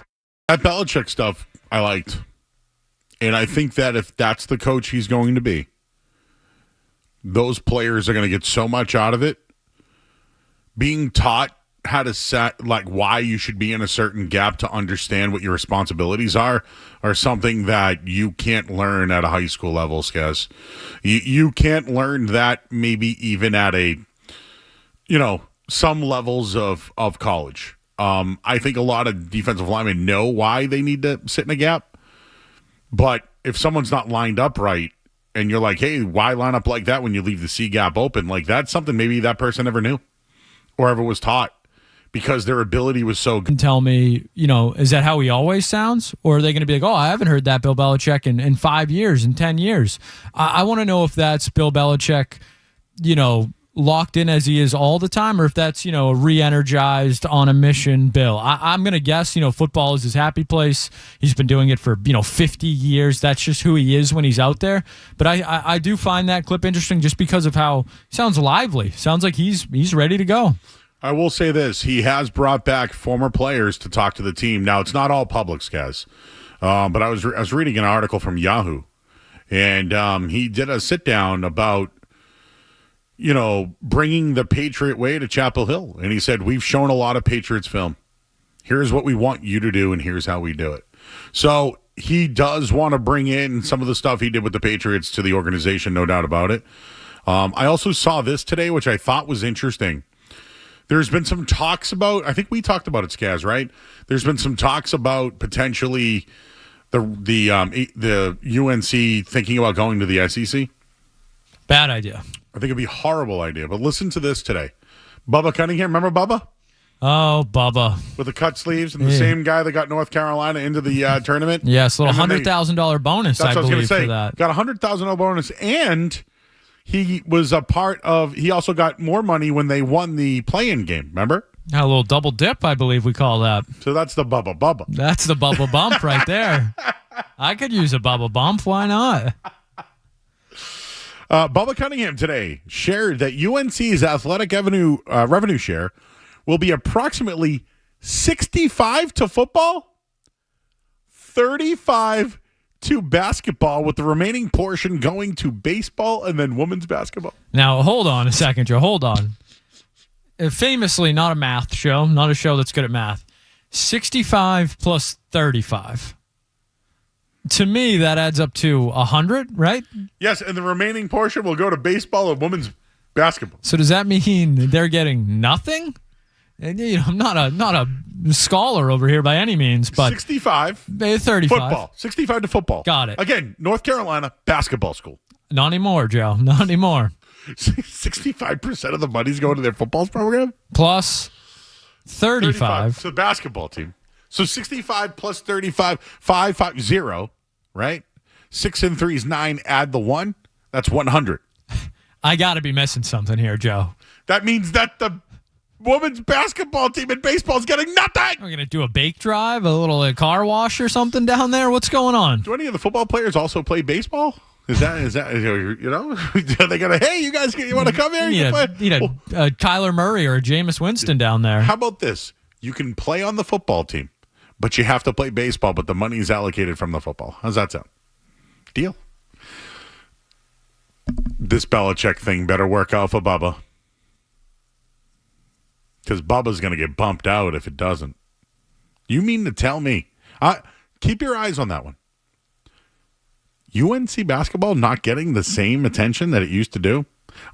Guys, this is why Duke, when Coach K left, I do want to say that I thought Coach K was great. I know people don't love him. Whatever. I'll always respect him. I'll respect him. Not me. Okay, fine. But UNC still won in between. Like, UNC still was a prominent team. One of the great hate watches of my lifetime was UNC beating Duke in the tournament in Coach K's last tournament. That was... And they went on to win the championship, too, right? I believe that's correct, or they lost. Yeah, but... Oh, no, they lost to Kansas. I think that's right. Yeah, and Kansas almost blew it. Bill Self. Oh, I was in Dallas at that game. I remember watching. I thoroughly enjoyed that. Just wait until UNC is only getting 35% of the money and how that's going to go over when Duke is pounding them every year. Do you think there'll be that guy with the Speedo there, too? That's one of the best. Is he still going, the Speedo man? You're going to have to refresh my memory, Joe. Oh, you know the guy that sits at the free throw line in a Speedo and does the dancing? Oh, the Cameron Crazies you're talking about there? Okay. Yeah. I bet you they rotate every, new students come in. There's a new Speedo student. You got to be the Speedo guy this year. Last place in fantasy or something like that. Do you think Duke allocates, how much money do you think Duke allocates to the football team? 35%, Joe? Well, they've had Daniel Jones, right? No, Riley Leonard was there, right? Yep. And didn't they have somebody? I'm trying to think. Yeah, Riley Leonard. Yeah. That's the second guy I was thinking. You were like, yeah.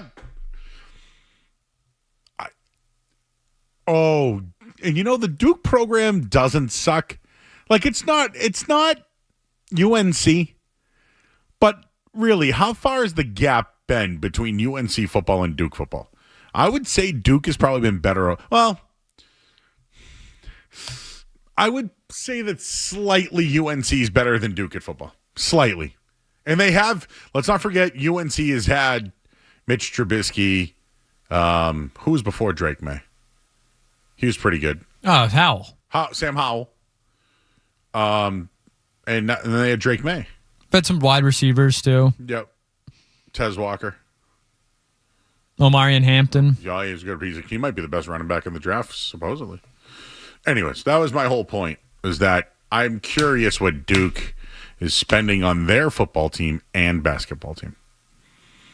Because I don't think anybody would be happy with that. All right, we got, we might as well just do in or out at the top of the hour, right? So, again, if you want to call in about the Michigan scandal, I would actually, I almost respect what they did. Has Portnoy commented? He has? I believe he was smoking a cigar saying, done, easy. Yeah, fine, we'll take the penalty. Am I so I didn't see it. But you feel the same ways, guys. I'd be smoking a cigar too. Yeah, nothing. 20 million? 20 million? Drop in the bucket. Do you think someone's like, hey, we'll pay that? I think Portnoy, what if you said, if Michigan went to Dave and was like, 20 million for a national title, done.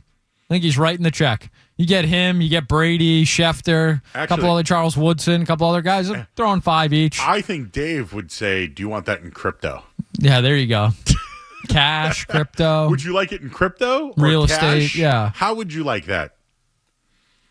What is he not doing right now? He's doing pizza reviews. He's got Peaches, his dog. He's got the high noons everywhere.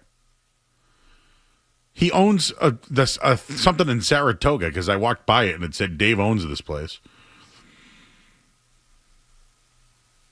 Like they have a reality TV show now, Skaz. I was seeing some of that last night. But by the way, just let me humor you for a second. Please. Years ago, Barstool was this like little magazine, right? It was a pamphlet. My And dad worked in downtown Crossing. I remember him bringing it home sometimes. There were two things that remind me of the train. One is the Boston Metro, right? I'd see that thing everywhere. The other was the Barstool thing. So I always knew what they were, and then they had like a WordPress weird, like what website? And they do the ass of the day. It was probably like one of their big things. I don't know if it was WordPress, but I know what you're saying. Whatever it was something. And I worked at 1510 The Zone, and they were now really coming along, at least locally, right? And so I hit them up, and I was like, hey, like, do you guys want to come on? I'd love to ask you some Barstool questions. And Dave wrote to me and was like, we will never go on that station again. And I was like, dude, what happened? And he goes, you tell that general manager. And I went, whoa, hey, man, I just work here, man. And don't shoot the messenger. And no, he spilled the beans. And I went, oh, boy, do you still want to come on? And that was my only real ever conversation with Dave Portnoy. It was via email. But I do know that like he was just a local dude from Swampscott who loves well, there's a bunch of pizza. Monty's Pizza. It's very crisp pizza. Not like we had last night's, guys. Little bit thinner. Not Cape Cod, South Shore style. But very good. All right. In or out next here on the Sports Hub. What's it gonna be, McFly? Are you in or out? More Joe Murray coming up on the Sport.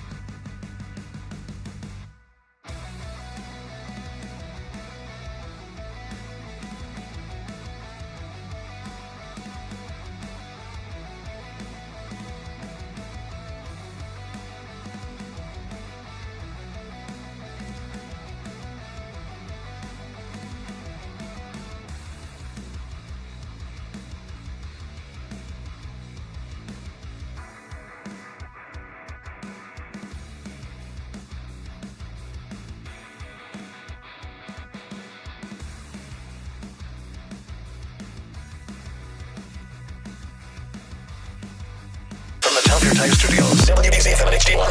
It's not just the games. It's Toucher and Hardy, Zolak and Bertrand, Felger and Maz, Joe Murray. For Boston sports fans, it's 98.5, the Sports Hub. Paisley Media Group Station. Sports Hub headlines. Presented by Celsius Energy Drinks. Red Sox and Marlins tied at 1 right now over at Fenway Park. Pitching matchup, Sandy Alcantara went 6 innings, had 7 strikeouts on 86 pitches, while Lucas Giolito, 6 1/3, 7 hits, 5 strikeouts. He had 92 pitches on the day. Both teams into the bullpen. Justin Wilson pitched a scoreless 2/3 of an inning. Bender. Alex Bregman, though, he tied the game, scoring Roman Anthony. Let's see how this thing shakes out. Top of the 8th inning. Patriots and Vikings tomorrow, 1 o'clock, right here on the Sports Hub. Pregame's at 10. I'll be on postgame immediately after the game. And Amari Williams signed a 2-way contract today with the Boston Celtics. Headlines are brought to you by Premier Basement Waterproofing. Our guys at Premier serve Cape Cod, so waterproof your Cape House so you don't have the water. You don't have to worry about water this winter when you're not there. 844 Live Dry at PremierBasement.net. It's game over for water. I'm Joe Murray. Guess what? Are you in or out? Get the app. There's the potential there for big stuff. 98.5, the Sports Hub app. Get the app.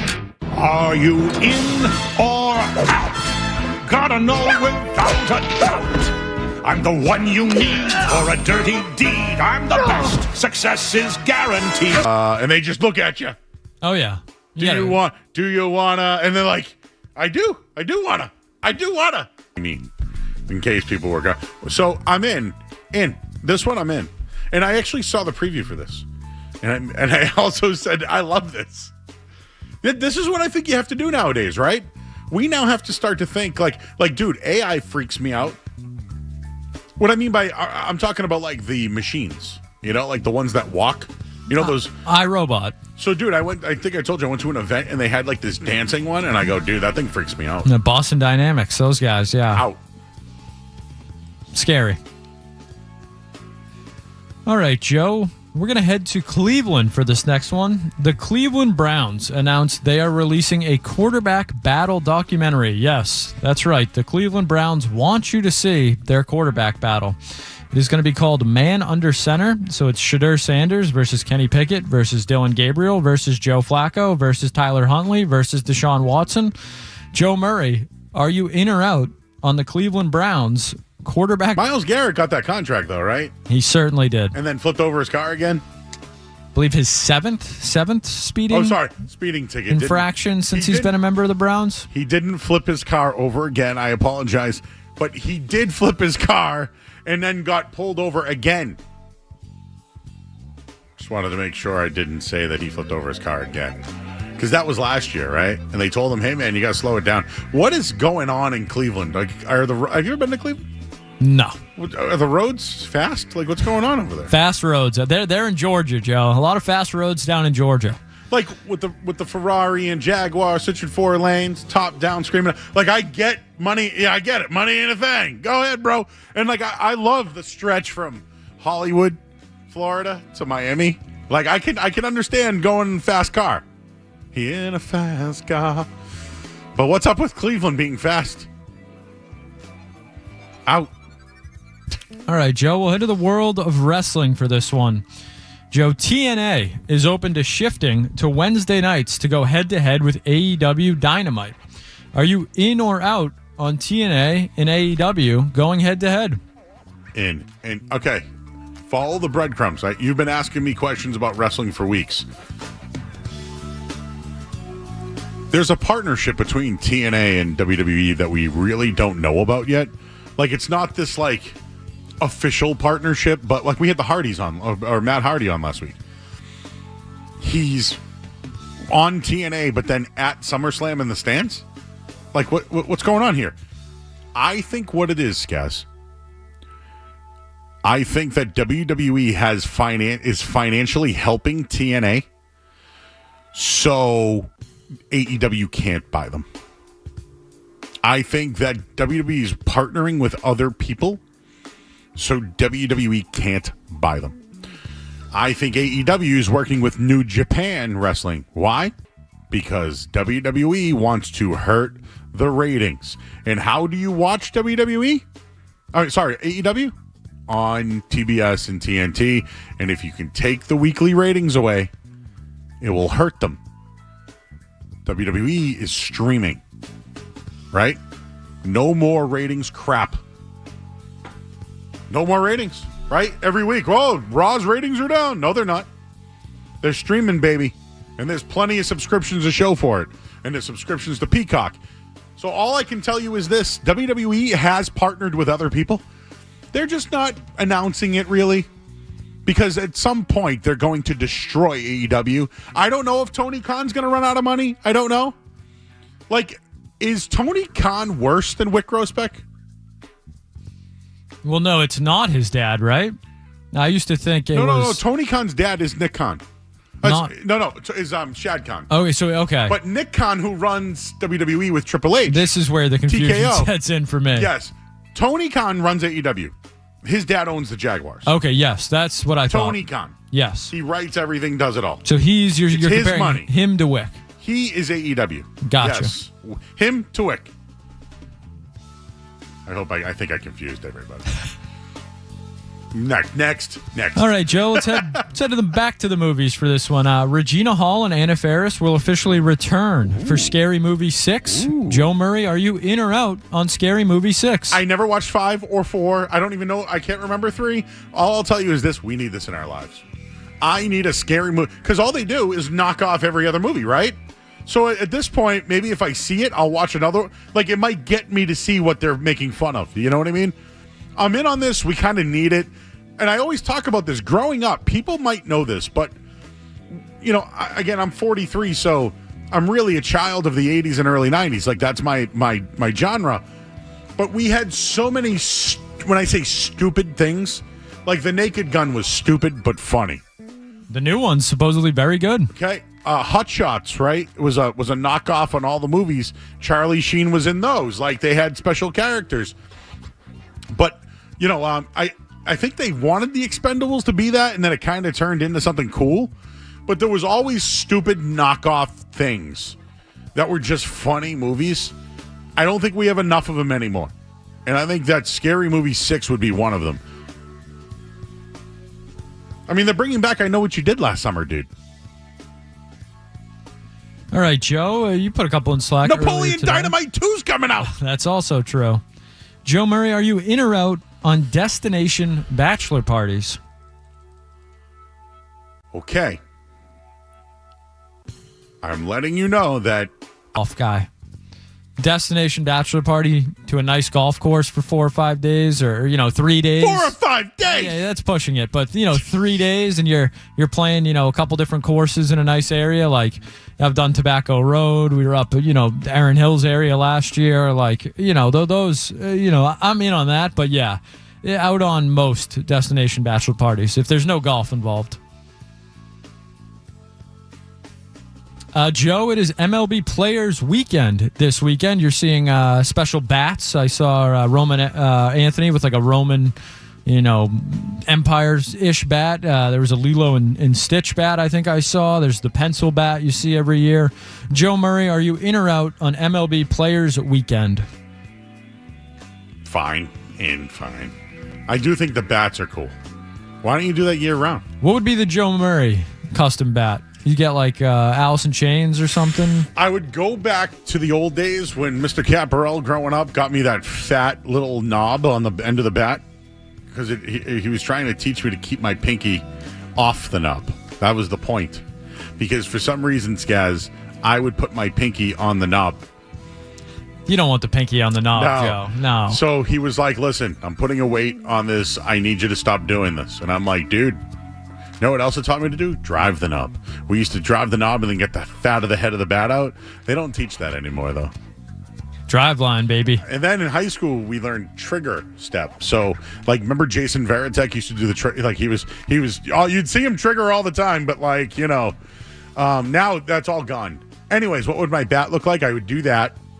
Ooh. Think you could get like a sub? Like it just looked like a big Italian sub or something? A submarine? I think that would be great. I'd like to see like a wiffle ball bat too. If you just made like the yellow, like the straight yellow wiffle ball bat. What if I had like the Kowloon Tiki? In on that. Foolish of me to not think that's where we were going to go here. Maybe like a just a Dom's logo. Your bat would be looking like a Premier League soccer jersey. You'd have like some Celsius on there, a little Kowloon. I would literally have the bat sponsored. You're right. You're right. That's what I would do. I'd have it sponsored. It would look like NASCAR. It'd be there you go. It would just be loaded with sponsors. Hey, it's Players Weekend. Who wants to advertise my bat, man? If I didn't do that, we got to talk to John in a minute. I'd go barbed wire, baby. Oh, there you go. The tattoo. Bring it. All comes back to Pamela. Always. Pamela, who's also a naked guy. All right. Hey, we're going to talk to John Sarianides. High school football's begun. I think John might be at a game tonight. We'll talk to him next here on the Sports. Don't go anywhere. There's more Joe Murray. On the way on 98.5 The Sports Hub.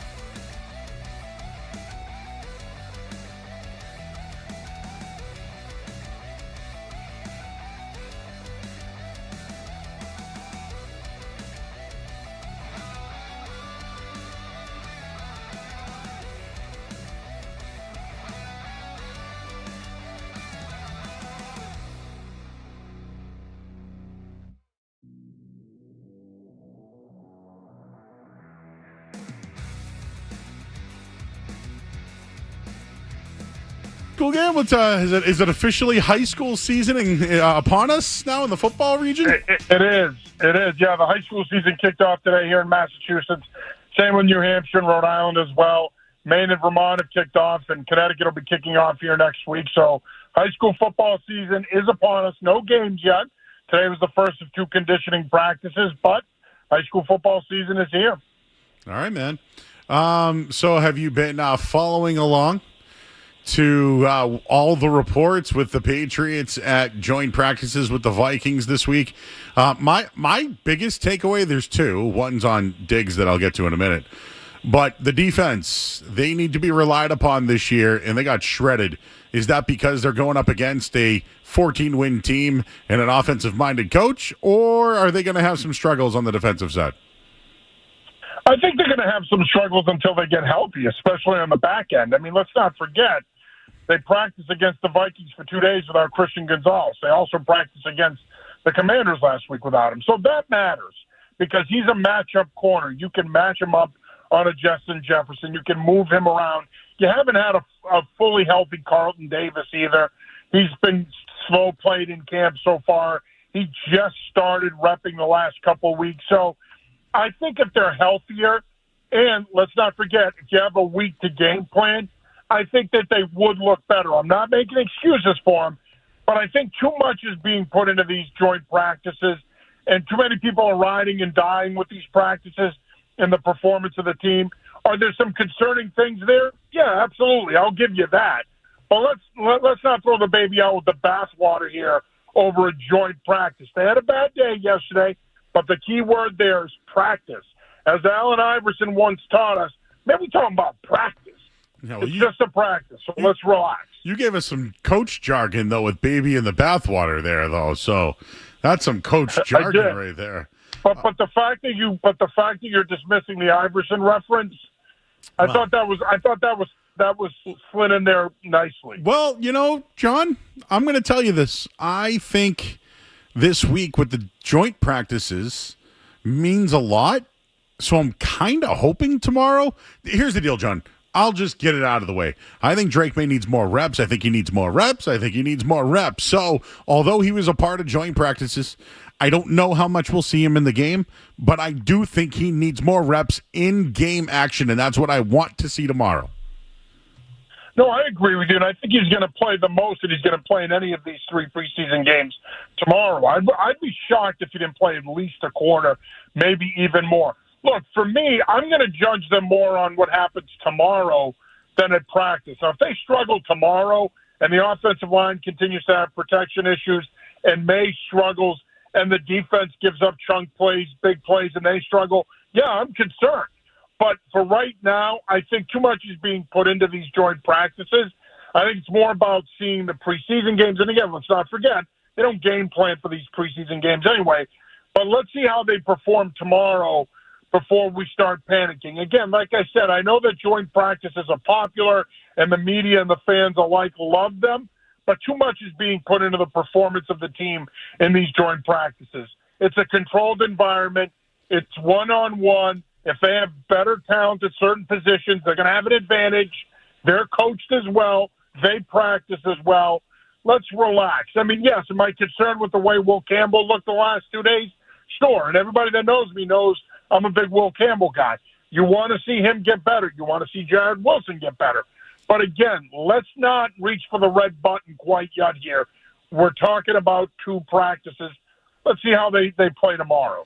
I agree with the Will Campbell take. Like, he needs to, he needs to be seasoned, right? He needs a little bit of veteran all-pro work in these workouts. So I'm not too worried about it. Another thing I wanted to mention is the Stephon Diggs stuff, and we're talking with John Sarianides, New England Football Journal. So Phil Perry's on it. A lot of other people mentioned that Pop Douglas really does look like the top receiver.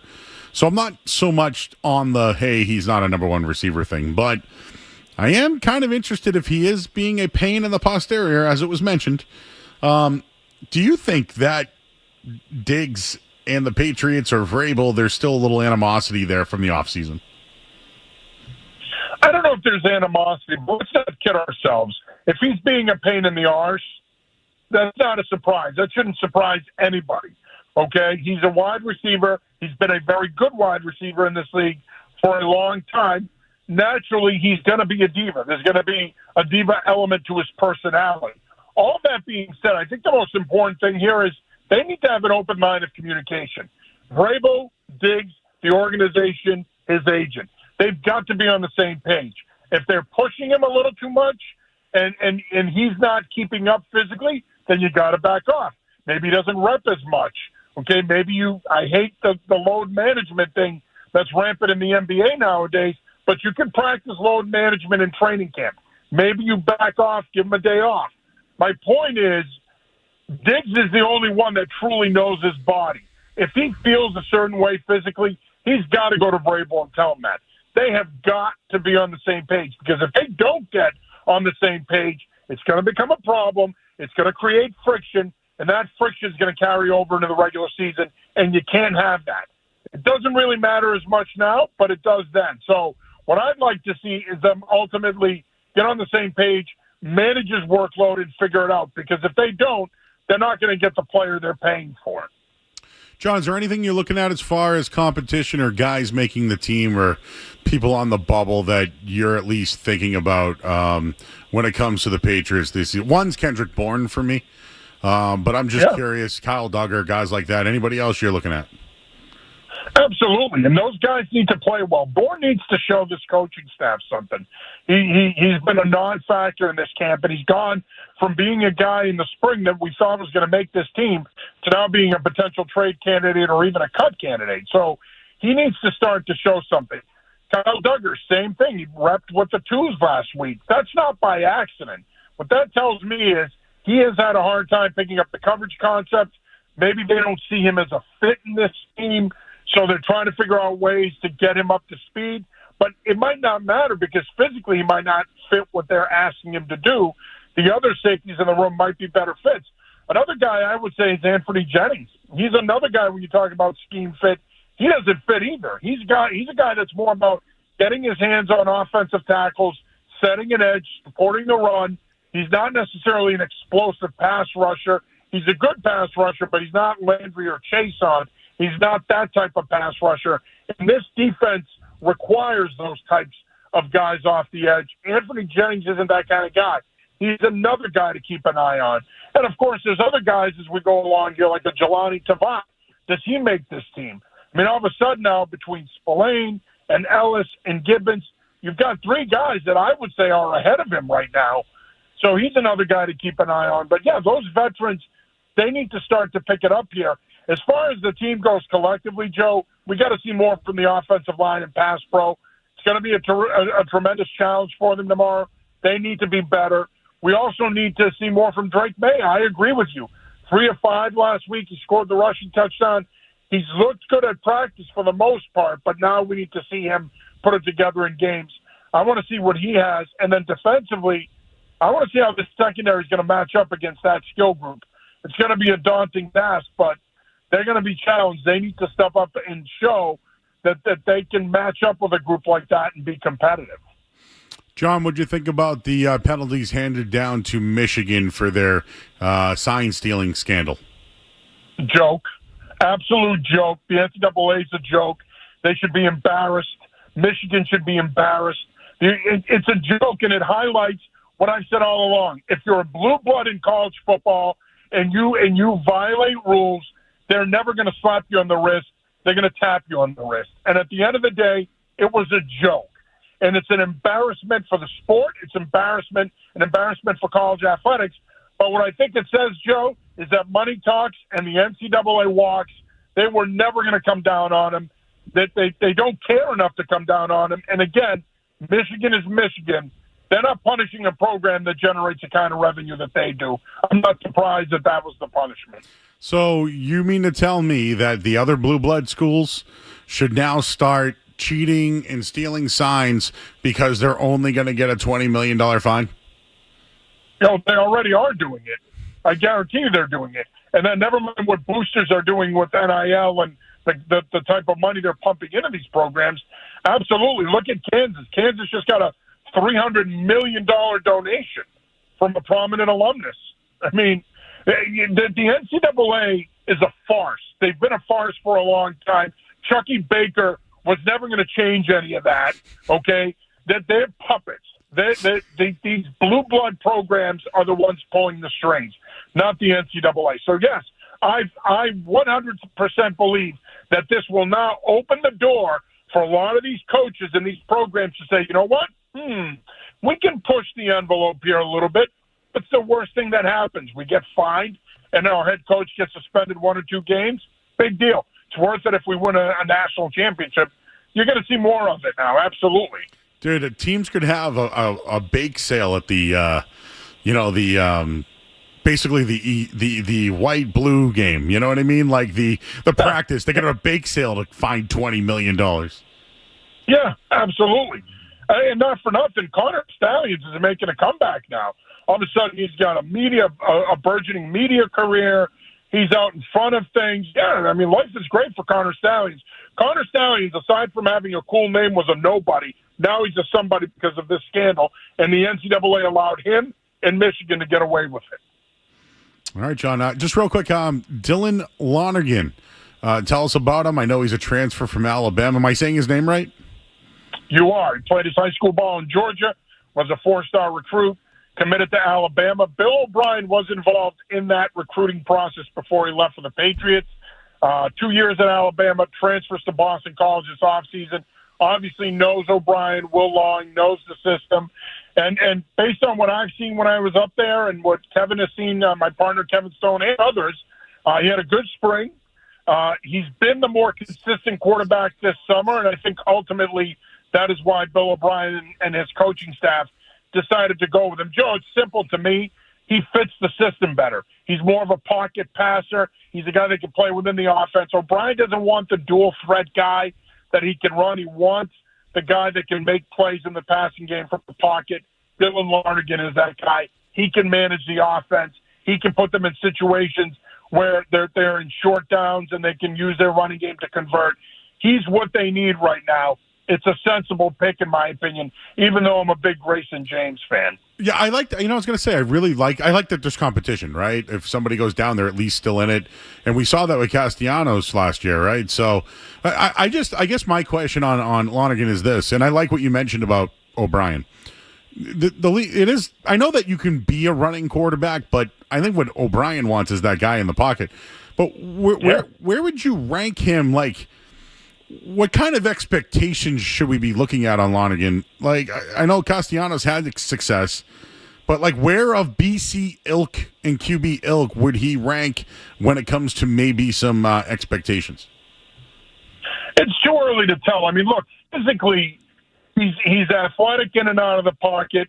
He has good arm talent, but his arm isn't going to jump out at you. I think what it's going to come down to for him is as long as he's playing within the offense, making enough plays to balance things out with their running game, and Boston College finds a way to win 7, 8, 9 games this season, I think we're going to remember him more for that than what he did individually statistically. He's not going to ever be in Matt Ryan's class, obviously. And I think when you look at other previous Boston College quarterbacks, I don't think he's in Glenn Foley's class either, if we want to go that far back. I think the bottom line here is we're going to be judging this kid more by the success they have collectively than his individual success. Because, again, he's a good player, but physically he's not going to pop. You're not going to be like, wow, this guy's a potential first-round draft pick in the next 2 years. I don't think you're going to see that. But I do think he can play in the league down the road if he has success in his system. All right, dude. All right, 2 more things. I mentioned that when I was in high school, I used to watch the other teams that I was going to play against just to kind of get a heads up when we did play them. So advanced scouting. Yes, so I'm a sicko. And I was thinking about if I had kids or whatever, someone I knew, I'd be like scouting for them. Have you ever seen any parents like that and give you some insight about what they've seen at games?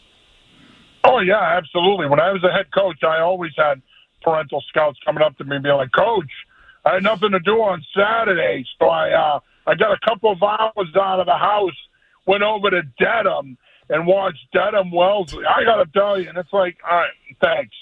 You know what? A, I'm going to get the film.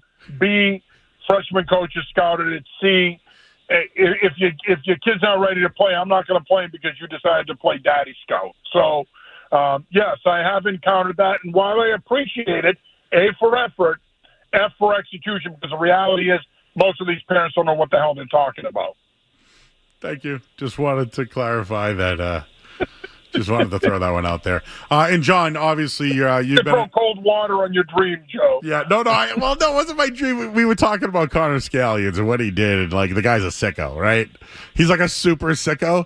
But I was thinking about it, man. If I was really involved, I'd do it. You know, he sounds like a guy that would have been in the original Four Horsemen. Yeah, Connor Staff, wicked sicko. Ric Flair, Arn Anderson, Tully Blanchard, and Connor Stallions. John, you've been in our thoughts. Sorry to hear about the loss of your mom, man, and I know it's been a tough time for you. But I just to mention it, sounds like your mom really knew how to cook, bro. She did. She came here as a 24-year-old Greek immigrant.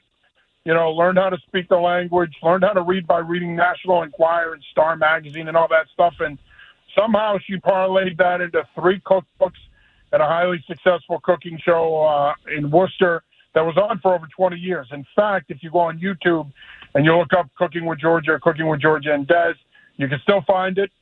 Worcester Public Access still carries the show. The show actually was carried nationally.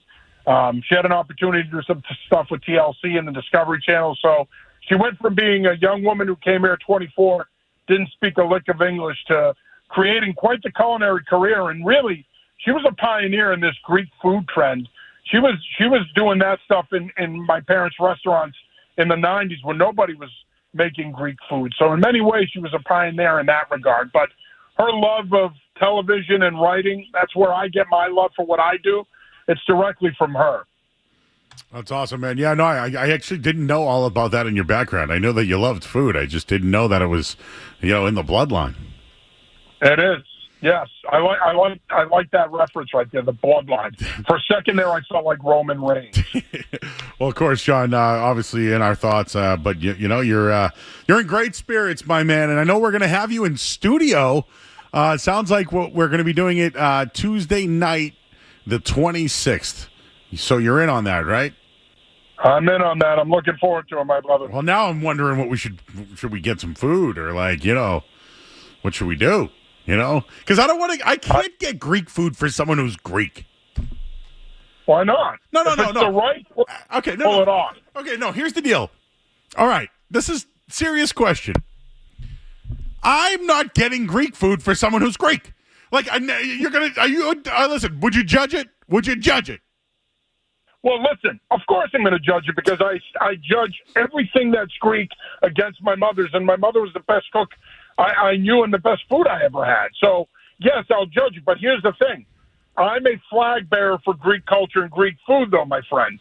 So if you say, you know what, John, when you come in on the 26th, we're going to have gyros, we're going to have gyros. And I'm going to eat them and like them and pump them up. So do not hesitate to go the Greek route that night if you get food. I don't know. I got to think about it now. No. Otherwise, we've got to go like the roast beef. We got to go down that road. Yeah. If you're not going to do the Greek Let's thing. just say I've already brainstormed some ideas. Oh. Now I'm looking forward to doing an in-person food review with you and Scats. That's right. And you can sit in Zoe's seat if you want. Absolutely. Absolutely. Hey, listen, Zoe's the man. Of course, with football kicking off here, I'll get to see his son Brody all the time because I'm helping out over at King Philip. So I get to see Scott all the time now. And Zoe's good people's man. He reached out to me. He texted me about you recently. Hey, real quick, do you got a scouting? I met Brody. He's big kid, huh? But he's been working out a ton in camp, from what I know, and he's ready for the season. He is. Yeah, he's going to be a junior this year, and we need him in his class in general to step up for us. We've got a good senior class, but we need some of those juniors to step up and play a key role for us this year as we look to make a run in Division III. That's right. You got bumped, right? Or was it a bump back? We got bumped. Yes. But Division III is a wagon now because you got us, Mansfield, Milford, North Attleboro, Milton, That's just to name a few. Reading, Marshfield, Barnstable. It's a wagon. Ooh, Marshfield was good. Yeah, yeah. I remember them. They were used to be whoever comes out of D3 is going to be battle-tested. Well, King Philip will be battle-tested, led by Coach Lee and John and others, I believe, right? That's still the same crew? And others, yes. It's not just me and Coach Lee on the staff. In fact, others do more than I do. I'm just an offensive consultant, Joe. I come in, give my 2 cents, and stand there. You're like the Bobs from Office Space? Yeah, pretty much. So, yes. I like that. I'm like Ernie Adams, but I'm on the field as opposed to lurking in the shadows. Yeah, Ernie Adams got a lot of weird food stories, too, from what I gather. Yeah, he loves his turkey dinner. I've heard that. All right, John, appreciate you, man. And, we'll see you in a couple of weeks here in studio, bud. Sounds good, my brother. Always great talking to you guys, man. Yeah. And also, I want to say thank you for the support the last couple of weeks. Means the world to me. You got it, man. You're definitely in our prayers. Appreciate you. He's John Sarianides, everybody. New England Football Journal joining us here on 98.5 The Sports Hub. I'm excited to have John in studio because we used to work at 1510. Well, I feel like are we going to do like a 30 for 30 on this now? Anyways. All right. Well, we have a result in the Red Sox game. We'll talk about that next here on 98.5 The Sports Hub. Essential Sports Hub headline presented by Celsius Energy Drinks. Red Sox win! Red Sox win! Red Sox win! By 1 run. With a run.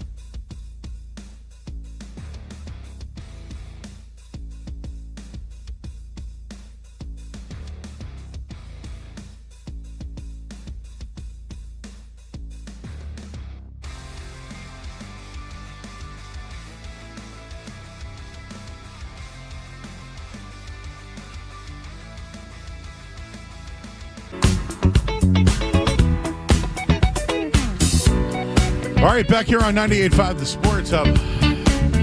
Push the musings back. We went a little late with John there. I got to tell you, I really do love the guests that we have on the show. And for those who don't know, behind the scenes work, we're trying to read stories or find reasons to have people on, and sometimes, I've tried Chad Graff 10 times, but the nights don't work for him. So he was on the morning show. So it's we try to get guests. It's hard with the scheduling, and we prefer to go live because sometimes it doesn't work well when we pre-record. So I'd rather have someone live. But over the years though, I love all our guests. Greeny's a favorite of mine. The way what he believes bleeds through the microphone. I think Greeny and Connor Stallions might get along. Probably. I think, you don't think Greeny would do that for ASU? Yeah, for the Celtics? Yeah. Yeah. No, but what I mean is I think Greeny connects, man. He connects. Whether it's his writing, he connects. John Sarianides connects, man. I know that him and I are friends and we go way back, but he speaks amazing. When I asked him about Michigan, did you hear him go? He was fired up for that. He had no clue I was going to ask about that. Yeah, no, and he was ready to go. Did you hear him talk about Lonergan, the new quarterback? A Bill O'Brien guy, right? Yeah, and then he's one of our best guests. And it's funny because I remember during the draft, remember this year? Louth was like, hey, Sarianides here. You want him on? I'm like, hell yeah. So I'm glad, John is great. And, think about it, guys. There's not many guys who do high school, college, and pros. They're credentialed at everywhere. I love that aspect to the show. I know we didn't get into Braintree losing 13-0 at the Little League World Series. Tough one. But I don't want to bring it up. I didn't want to bring it up. I don't want to. I love the people of Braintree. I was a Bertucci's and Jimbo's guy. And I used to go to the Braintree Mall all the time. Other people call it the South Shore Plaza, though, which I'm not in on. But anyways, I just want to say John's an awesome guest. And I'm glad that we have him. And I try to get him every Friday night because it kind of works. He's out of the game, and you get him on the way home.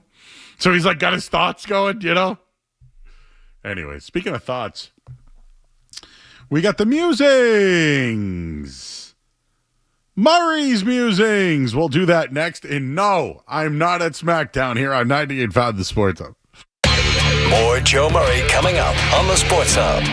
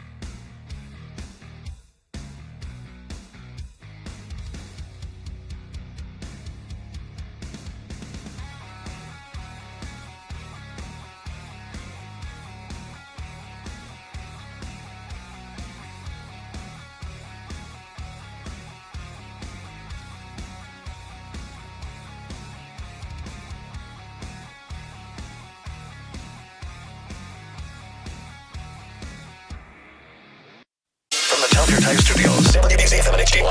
It's not just the games. It's Toucher and Hardy, Zolak and Bertrand, Felger and Maz, Joe Murray. For Boston sports fans, it's 98.5, the Sports Hub. Beasley Media Group Station.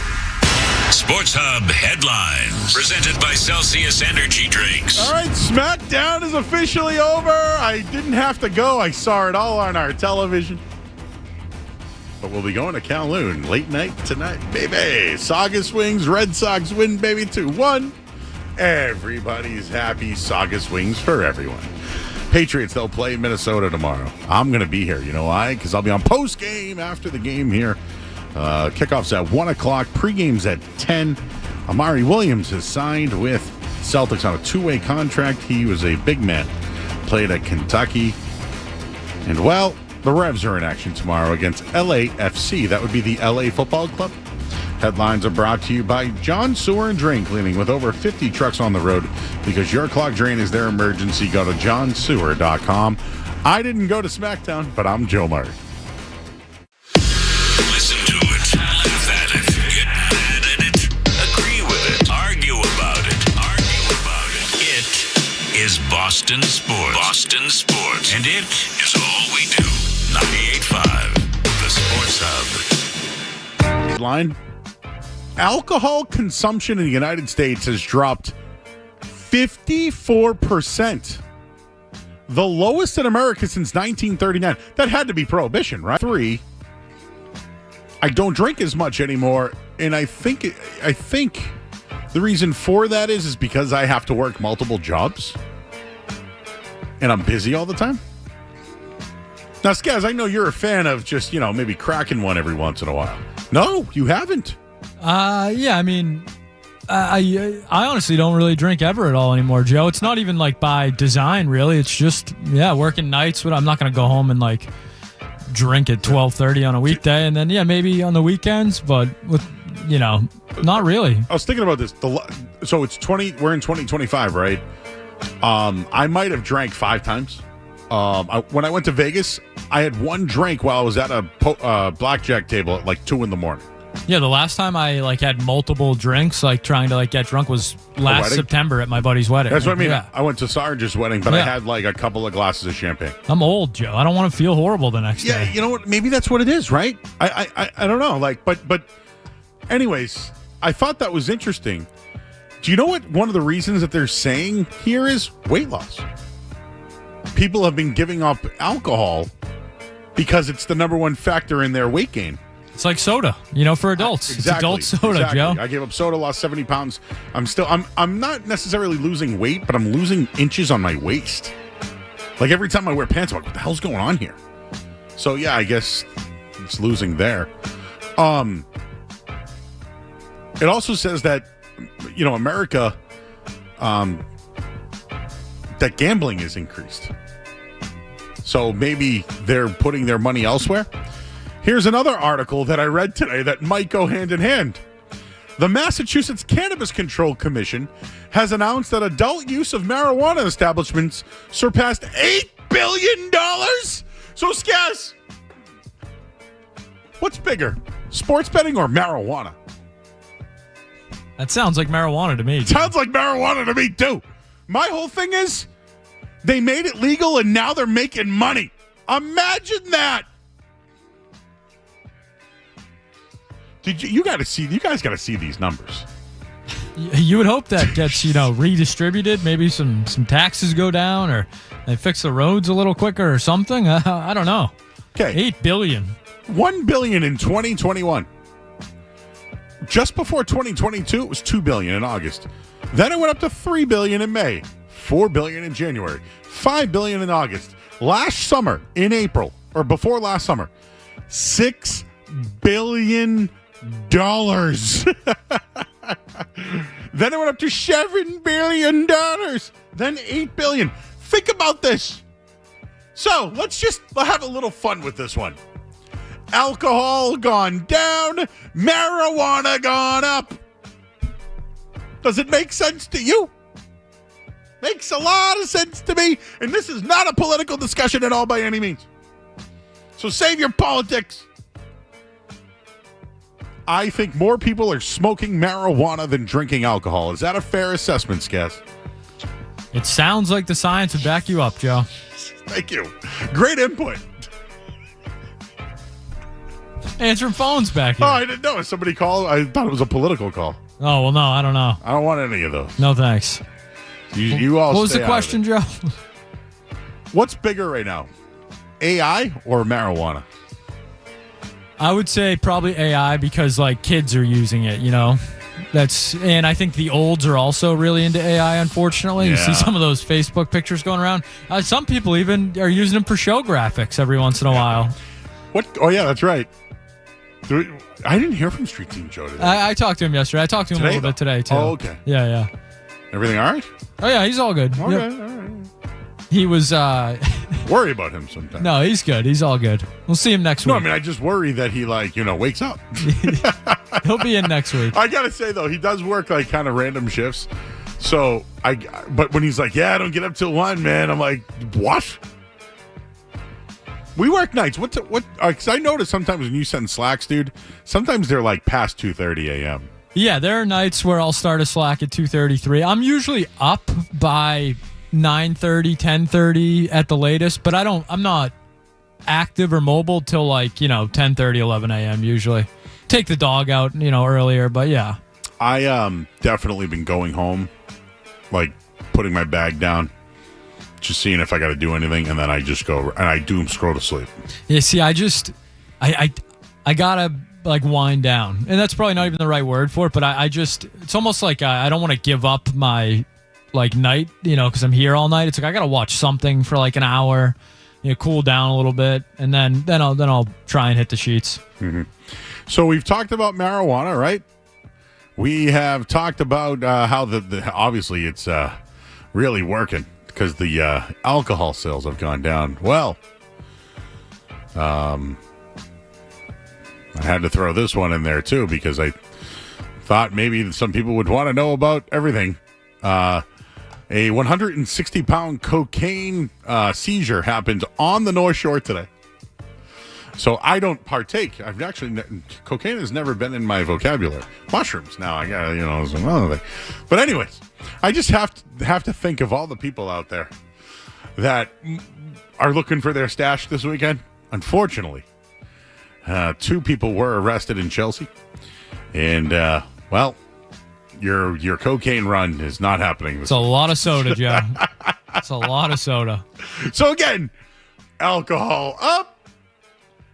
No, alcohol down, marijuana up, cocaine out. What a weekend, huh? Anyways, what else is going on, Skaz? Anything going on in your world? I saw something today that was a little interesting from our friends over at Channel 5 in Boston. A bacteria that can cause a flesh-eating disease has been detected in a person swimming at a Cape Cod beach. Massachusetts health officials have issued a public warning about Vibrio bacteria, a rare bacteria linked to a flesh-eating disease. To me, in Falmouth. That's pretty scary. Don't like that. Okay, so just not to scare everybody, but there are forms of bacteria in our beaches. They do tests every day. Sometimes there can be jellyfish. Sometimes there can be other things. So there are times where bacteria can't happen at beaches. This one, though, scary. Makes you not want to go in the water. And my whole point is... August 15th, Joe. It is Ethel Barrymore's birthday today. I would imagine that's, the wife or mother of A Wonderful Life and Drew Barrymore there. I have no idea. That was just the first one that came up. Not seeing a lot today, Joe. Let's see. Deborah Messing, 57 years old. Anthony Anderson, remember him? Kangaroo Jack. He was on a show I watched as a kid called Hang Time. It was on NBC. It was on after Inside the NBA, I think it was the show, with Ahmad Rashad. Oh, that's OJ's guy, right? Yep. Anthony Anderson was in The Departed. That's right. Zoe saw that this week. Wasn't a fan, it didn't sound like. He knew Leo from the academy? I'm not. Is it okay if I spoil or no? Joe, I think in the Boston area, you can spoil The Departed at this point. He caught the dirty cops and then got shot and killed. I'm not even looking up movies. I didn't see him in Batman, or I don't remember Batman, actually. Ben Affleck. What else was Ben Affleck in? Argo was a big one. You know, he was really good. Town, he was good. Town was really good. Argo, yep. Argo, very good. He doesn't suck as an actor. I'm sorry. Gone Girl. Gone Girl was great.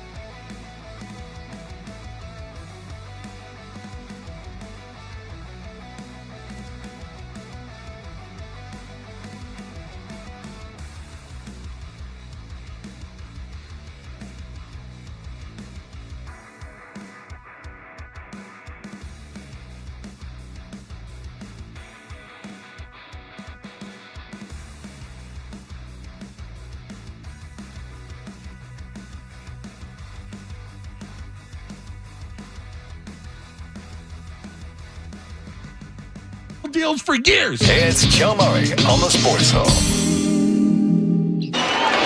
Ground ball, base hit, Red Sox win it. Here comes Anthony to score. There's magic in the greens. The Red Sox with another walk-off in the greens. final. Tell you what, late in games, 7th, 8th, 9th inning extras. You don't want to play this team. At 10:20, we're going to do Mind on the Road. And at 10:35, we're going to do Joe Me the Money. And it's going to be like clockwork every Friday, 4th and Friday. Joe, it might even be 9:20 and 9:35 some weeks. That's right. Which I'm looking forward to. I don't even know what I'm going to do with my life. I know. I'm going to be doom scrolling a lot longer than I do now. Red Sox won. Yay. They beat the Marlins. Lucas Giolito at the start. No decision. 6 1/3. 7 hits. 1 earned. Good for him. 5 strikeouts. His strikeout line tonight was 4.5, and he went over. But he couldn't do it last week. They only won by 1 run. All right. Well, there are plenty of calls. So the Red Sox won. If you want to talk about it, you can. If you're leaving SmackDown and you want to talk about it, you can. I didn't go. Just in case you didn't know. Because Joe was on the flow. You know? Let's go to the call. 617-779-0985. All right. Do we do movies or poop? What do you want to do, guys? It's Friday, Joe. Let's go poop. Jason's in Derry. Jason. Thank you. Let's talk to David. Was Ben Affleck in it? No, I wish. Maybe someday. Are you like a producer guy? I'm not. I work in Back Bay in a bank, but I do this on the side and just kind of went for it with some actors and some crew and some friends and family donating some money, and then we got it done. Well, if you ever need a big guy, you can always call me. Yeah, we'll do that, Joe. What's it about? It's kind of like a psychological drama about how everything happens for a reason. It's called The Man and His God. And I just premiered, so I'm going to post some stuff about it at David Hunter Films on Instagram. But it's kind of about how everything happens for a reason, and you're kind of weighing these good versus bad. And it has a surprise ending. And, I know they're all friends and family, but good reviews so far. It really impressed people. They weren't expecting it. And, I'm just proud that we had it. And a lot of good people involved. Where was it? Somerville, you said? I showed it at Capitol Theater in Arlington. Oh, Arlington. Yeah. I go to the Blue Ribbon Barbecue over there. It's a good area. But yeah, you were talking movies. Yeah. You were talking movies, and I wanted to chime in. It's good timing. So everything happens for a reason, right? What's your favorite movie of all time? I like Whiplash. Have you ever seen it? Yep. Oh, yeah. I'm just a fan of it because it kind of started as a short film. That scene where he threw the symbol at his head, that started as a short film. And the director, he's from New England, so there's a lot of connections back and forth. So it naturally gravitated towards that one. I like short films. I watched one that won an award like a couple of years ago called Bao. It was about this little bao bun. You ever see it? Actually, I have. Yeah, it's like animated, right? Wasn't that fantastic? Obviously. Yeah, it was just so good. Yeah, it was good. It was sad. It was about check out this one. I'll start posting about it. All It's right. about a half hour, so it's a little more than a short film. All right. Well, I'm interested. Tag, I'm Joe Murray. Yes, sir. We'll do that. Thank you, sir. Appreciate it. The Bao one was like, it was a real short story, but it was about like raising your little Bao. I've seen it. Yeah, And it's the like Bao a goes to Disney, school. Pixar. Yeah. And the Bao gets married. And then the Bao, it's like the Bao leaves. And the big Bao's upset with the little Bao. The little Bao's always upset. The one I think of, and it had to be Pixar because I feel like they all were for a time, but was the two old guys playing chess against each other. And then there was another Birds one where they're on like a telephone wire there. But yeah, those can be good. Yeah. So I have a couple of people that remember you said there was a guy that called recently that wanted me to be in a movie or a comic or something. He wanted us to do a comedy show. He said he reached out to you. I via never heard email, from him. but yeah, he can always. Maybe he's listening. Maybe he is. I was going to talk about something. Socks. Yeah, they won. Jason is in Derry. Jason. Joe, how you doing?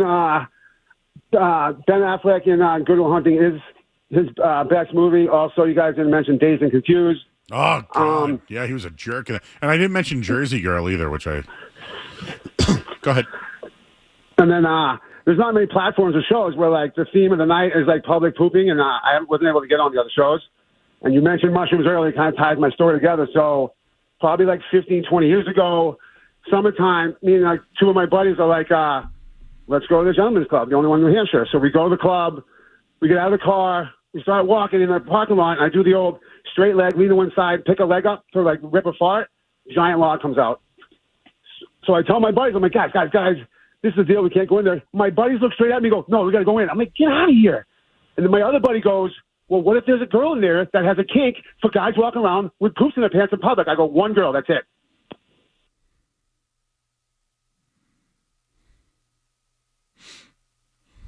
Was that a joke?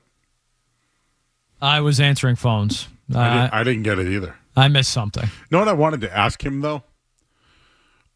Again, I'm an adult male now. Like, I'm not going to punch you in the face anymore. I could, but I'm not going to. My friends will do it, though. Hey, dude, will you just take care of this guy? Anyways, my point is that there used to be a discussion that when you did poop and you did mushrooms, it would intensify your trip. Do you think that, you know how the guy called about the movie that everything happens for a reason? Do you think that is actually like a thing? Or do you think it's a mind over matter? Yeah, I'm gonna go out and say that no, but I have no science to back that up. Yeah, like, hey, do you know if you take crap while you're on mushrooms, it intensifies your trip? I've heard, like, if you eat mangoes before you smoke weed, like, that helps you get higher, too, or something. Okay. I feel like there's a bunch of weird things like that. There's so many things like that I don't know what to believe. Yeah. But I did hear that if you take mushrooms and you poop, it intensifies. And of course, there are people in our... Experts in the chat. The chat is a great place, everybody. I tell you again, go to youtube.com, search 98.5 The Sports Hub. Everything goes right over the air. We dump it on the radio. But somehow it gets on there. You know what else? I'm a child of after-school specials, guys. I used to come home, and there was always an after-school special. And not to mention 90210 and Saved by the Bell were really just shows about teaching you lessons about what kids go through. You know? Zach was always the punk. There's no hope with dope. Sean is in West Roxbury. I'll be there next week. What's up, Sean? Hey, Joe, I just wanted to call. This has nothing to do with sports, really, or entertainment. I just wanted to call up and say that you are the great white hope when it comes to Boston Sports Talk Radio. You are the best thing to happen to Sports Talk Radio here in literally 20 years.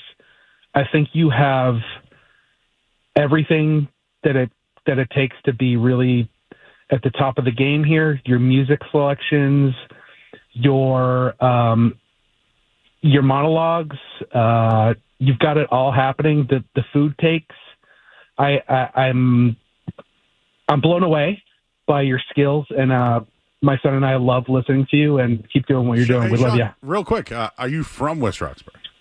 I am not. I'm from the South Shore, Marshfield. Ah, okay. Well, I grew up. Do you know where the George Wright is? Yes. I grew up right over the hill, right there. All right. That's where I'm from. So maybe I make a connection with you because I'm from the area. You know. I think it's more that you're just like incredibly entertaining, and you are deeply yourself on the radio, and you're not doing the hot takes for clicks type thing. You're just like, I don't know, maybe you even surpass sports radio. Maybe you're just like become the next Stern, you know? Whoa, wait a second there. He's out the door. I'll take your compliment. Thank you, sir. But honestly, you can ask Skaz, though. And I'm actually going to be in West Roxbury next week. We're doing a live broadcast at the Boston Ale House. All right. I'll come by and dab you up. We'll be there next week. Yeah, I know where it is. I'll come and dab you up. I'll let you go. Thank you, sir. Appreciate you. Later. Bye. Thank you. Later. That was a great compliment. Thank you, sir. I was going to say you can ask Skaz. I am the same guy on and off. I think everyone that knows Joe can attest to that. But there are people who will say, "Oh, you just do this for clicks." Okay. Mm-hmm. Those valuable clicks, Joe, so valuable. But I will tell you, maybe next week we'll see the value in those clicks. I've been waiting a little while. I will tell you that there are, just to get this out here, like, you know, Skaz, we're full time in radio now, and like finally, like we're here, and this is what we worked for. But this wasn't like my dream; it was a goal. So I don't know what's next. I don't. But I like this format. I do like speaking with the, you know, like I said, I had to let that guy go. Did you notice that? But hey, I mean, this is the night show, right? We did kind of like 90 minutes of sports talk, and then we ease it up a little bit, right? I mean, it's getting later at night. I will say this. I think another reason, this isn't to like pour us, but we face challenges at night that the other shows don't. And it's because, it's just Skaz and I, and we're lucky enough to have an intern at times. But like, we can't go cut video right now because it's just us. And I don't think I'm going to stay late to do it. Are you, Skaz? Not tonight. So I'm going to ask Jake tomorrow when he's here. Hey, man, I know this isn't your job, but you want to do some work for us? But yeah, and we don't have multiple producers, and I don't think we could do this 2 to 6. This format. I just don't know. Maybe? Depends on who you ask. Okay, it depends on who you ask. So what I mean is the one thing that 98.5 The Sports Hub allows us to do is they do give us autonomy. Like when people say, oh, the station has you do this. No. Everything that we do on the air is our segments that sometimes we just say, let's try it, and we improv it, and it works. I would say most of it is, the show is planned, but what actually occurs during the show, not planned. Yes, and I will also say that, like, I sent a rundown, right? So we did we didn't do the Red Sox record, upcoming record, but you know what, Skaz? I'm going to put that one in the old back pocket for the lever on Monday. Home Run Derby, we did that, right? Big X Factors, Michigan football, Bill Belichick. Oh, we haven't done our boy Bleed Blue, which we might have to get to soon because tomorrow's a big game. We didn't do the Celtics structural change on paper. Yeah, I think we can do that next week. Yeah, push that one off. Red Sox recap, I think we kind of nailed that one. We did the musings. We did recaps. Patriots-Vikings game 2. We're going to do that next. But I feel like we should bleed blue a little bit. Don't you think so? Absolutely. So I appreciate all the kind comments, but it's great. Thank you, sir. I appreciate that, and I think we do like to have a little bit of fun. I mean, we're here all night. What are we going to do? There's a Drake maker fumbles. The defense, no pass rush. The Red Sox shouldn't have won by only 1 run. I've been doing that. They won. I wish they won by more than 1 run. I wish Liverpool didn't score 4 goals in the second half today, all right? Salah scored a goal, though. Should have bet that one. It's plus 130 before the halftime. It opened like minus 160. What'd you think of Liverpool today's guess? I mean, it's to be expected, I think. A little slow start early in the season, but yeah, they're going to be. I'd be pretty surprised if they don't win the Premier League again. Should we incorporate Liverpool sports into our takes? Yeah. And what about North Carolina football? I think that's going to happen by default. Okay. What about BC with Bill O'Brien? If they start to win, sure, I'll put them on. Ryan Garvin did ask to come on the show to talk UFC. There is a big fight tomorrow. DDP's fighting one of the best guys going right now. Has Matt, I guess. Yeah, I'm going to see, yeah. And I can't believe the betting line for that DDP's like a plus 200 underdog. Oof. But anyways, we will do more of that. So get ready during football season. We're going to change it up a little bit. All right, let's get you the headline. We'll give you the score, what's going on, what happened over at Fenway Park today. Red Sox win. We'll tell you how here. Essential Sports Hub headline presented by Celsius Energy Drinks. Red Sox win 2-1. Trevor Story, the hero, he was pumped up.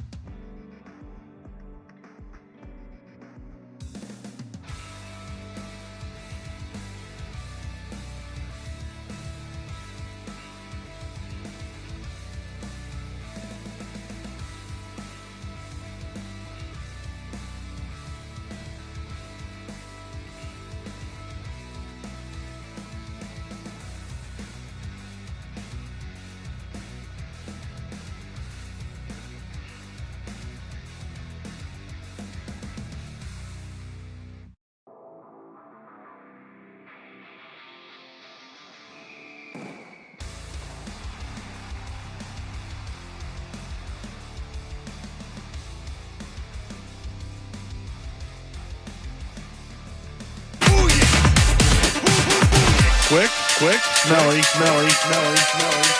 Joe Murray on the Sports Hub. Is tomorrow. It continues. But, I mean, is it even preseason sports or even football if we don't hear from our guy? What exactly is his name? I call him Bleed Blue Guy. Seth Erskines is his name.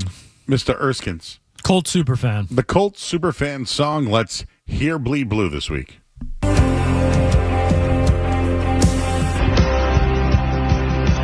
This is our Colts. This is our team. We bleed blue. This is our Colts. Whether win or lose, we love them. For the shoe, beat the Packers.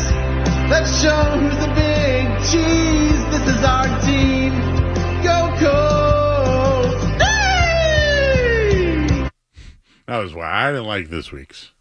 Tough to follow up after last week's. Edgar Allan Woes he started the season on a high. It's tough. Show him who the real big cheese is. Yeah, it's okay. It's early. It's preseason for everybody, Joe, not just the teams. It's preseason for the fans as well. Oh, it's preseason for everybody. Trust me. When you think of Patriots superfan, what's the first one that jumps in your mind? The one that pops in my head is the guy who paints his face silver. It's 100% what I was going to say. It's the silver face paint guy. May I also mention that I met the militia? Oh, like the guys that are on the field, you're saying? I'm not going to share the story publicly. Oh, boy. A little controversy. How do I say this?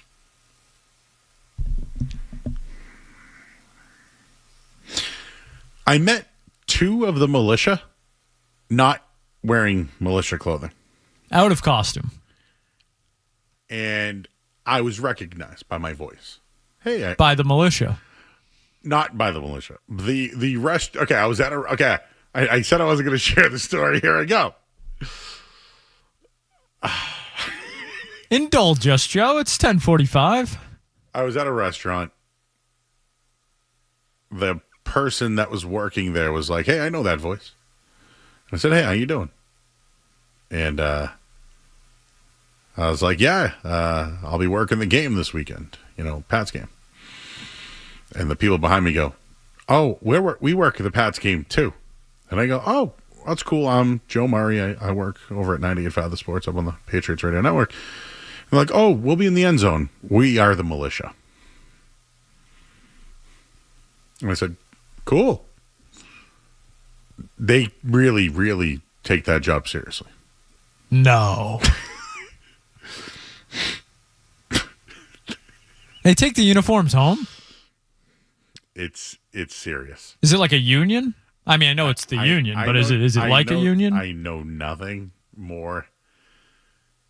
But you think they have lockers at the stadium? Maybe. I just didn't realize how important that job was. So maybe I should be more aware. I'm sorry, Joe, and I don't mean to make fun, but you use the word important there. Yeah. They it was serious. It wasn't like, "Hey, militia, yeah, fire the cannons." No, it was a serious job back there. You know me, I like to, hey, yeah, nice wigs, No, it was serious, guys. Not very playful is what you're saying.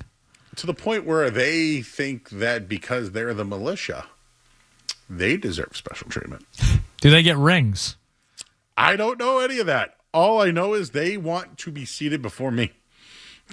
Are they getting like first class in the airplane too? They thought they were very, very, very high.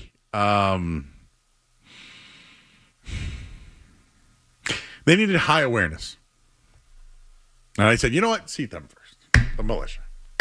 You didn't recognize them? You're not going to seat these guys right away? I didn't want to share the story. Yeah, they pulled their card. I don't pull the card. Of all the cards to pull, I don't know how much weight that one's carrying. Well, anyways. What were we doing here? Revolution No. It was not just it's Patriots militia. I mean, do they work the Revolution games too? And now I don't know. They're double dipping, maybe. I'm sorry, the militia people. It's all in good fun, Joe. They're gonna be pissed now. About what? That I called out our experience at a restaurant. And the funny thing is the people at the restaurant were like, "Hey, we've been waiting for you." Never mind. I'm sorry, militia. They got great muskets, though, huh? Great wigs. Tomorrow, Patriots-Vikings, right here on 98.5 The Sports Hub. What to look for? Can the offense improve? What's the defense going to look like? I don't assume that Stephon Diggs is going to play at all. Maybe we see more from Javon Baker and Efton Chisholm. I would like to see more out of Josh Dobbs. That would really, help. As far as defense goes, it's hard to look because there's so many injuries. I really don't know how to break down the defense at the moment. But tomorrow should be great, and it should be fun. Oh, boy. John's in the car. John. Hey, what's up, man? Hey. Hey, just noting, and I understand where you're coming from, but I know a bunch of the Patriots militia guys. I used to work with one of them, and I don't think they get paid. Like, they didn't get paid to go to the Super Bowl. I'm super sure about that. And they're all guys that volunteer for, like, the March on Lexington and all that. They're all reenactor dudes. So they're good dudes. Great. I mean no ill will. But just so you're aware, I don't think they get paid a damn thing, frankly, for standing in the end zone. Good, they get great seats, though, huh?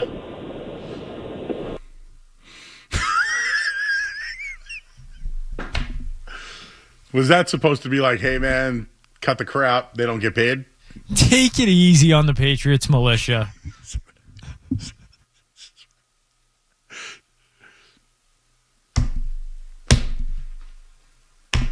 I knew it. They're reenactors, Joe. I knew it. They feel that they have importance. Oh, God. I'm not important. I am not important. I'm not important. Take the militia over me. That's what happened at the restaurant, just so you know. They said they were waiting for me. Because they said, hey, I know the voice. Because they're my name, obviously. So they wanted to seat me, but the militia said something about it. And I said, why don't you go seat them? And the guys were like, no, Joe, come on. And I was like, yeah, go seat them first. So, yeah, they might not get paid. They get great seats to every game. You know where I'm watching the game? Guess what I'm doing during the game? Guess what I'm doing during the game? Guess. I'm working. And I missed SmackDown tonight. What about me? We'll wrap up the show here on the other side. I'm Joe Murray, 98.5 The Sports Hub. More Joe Murray coming up on the Sports Hub.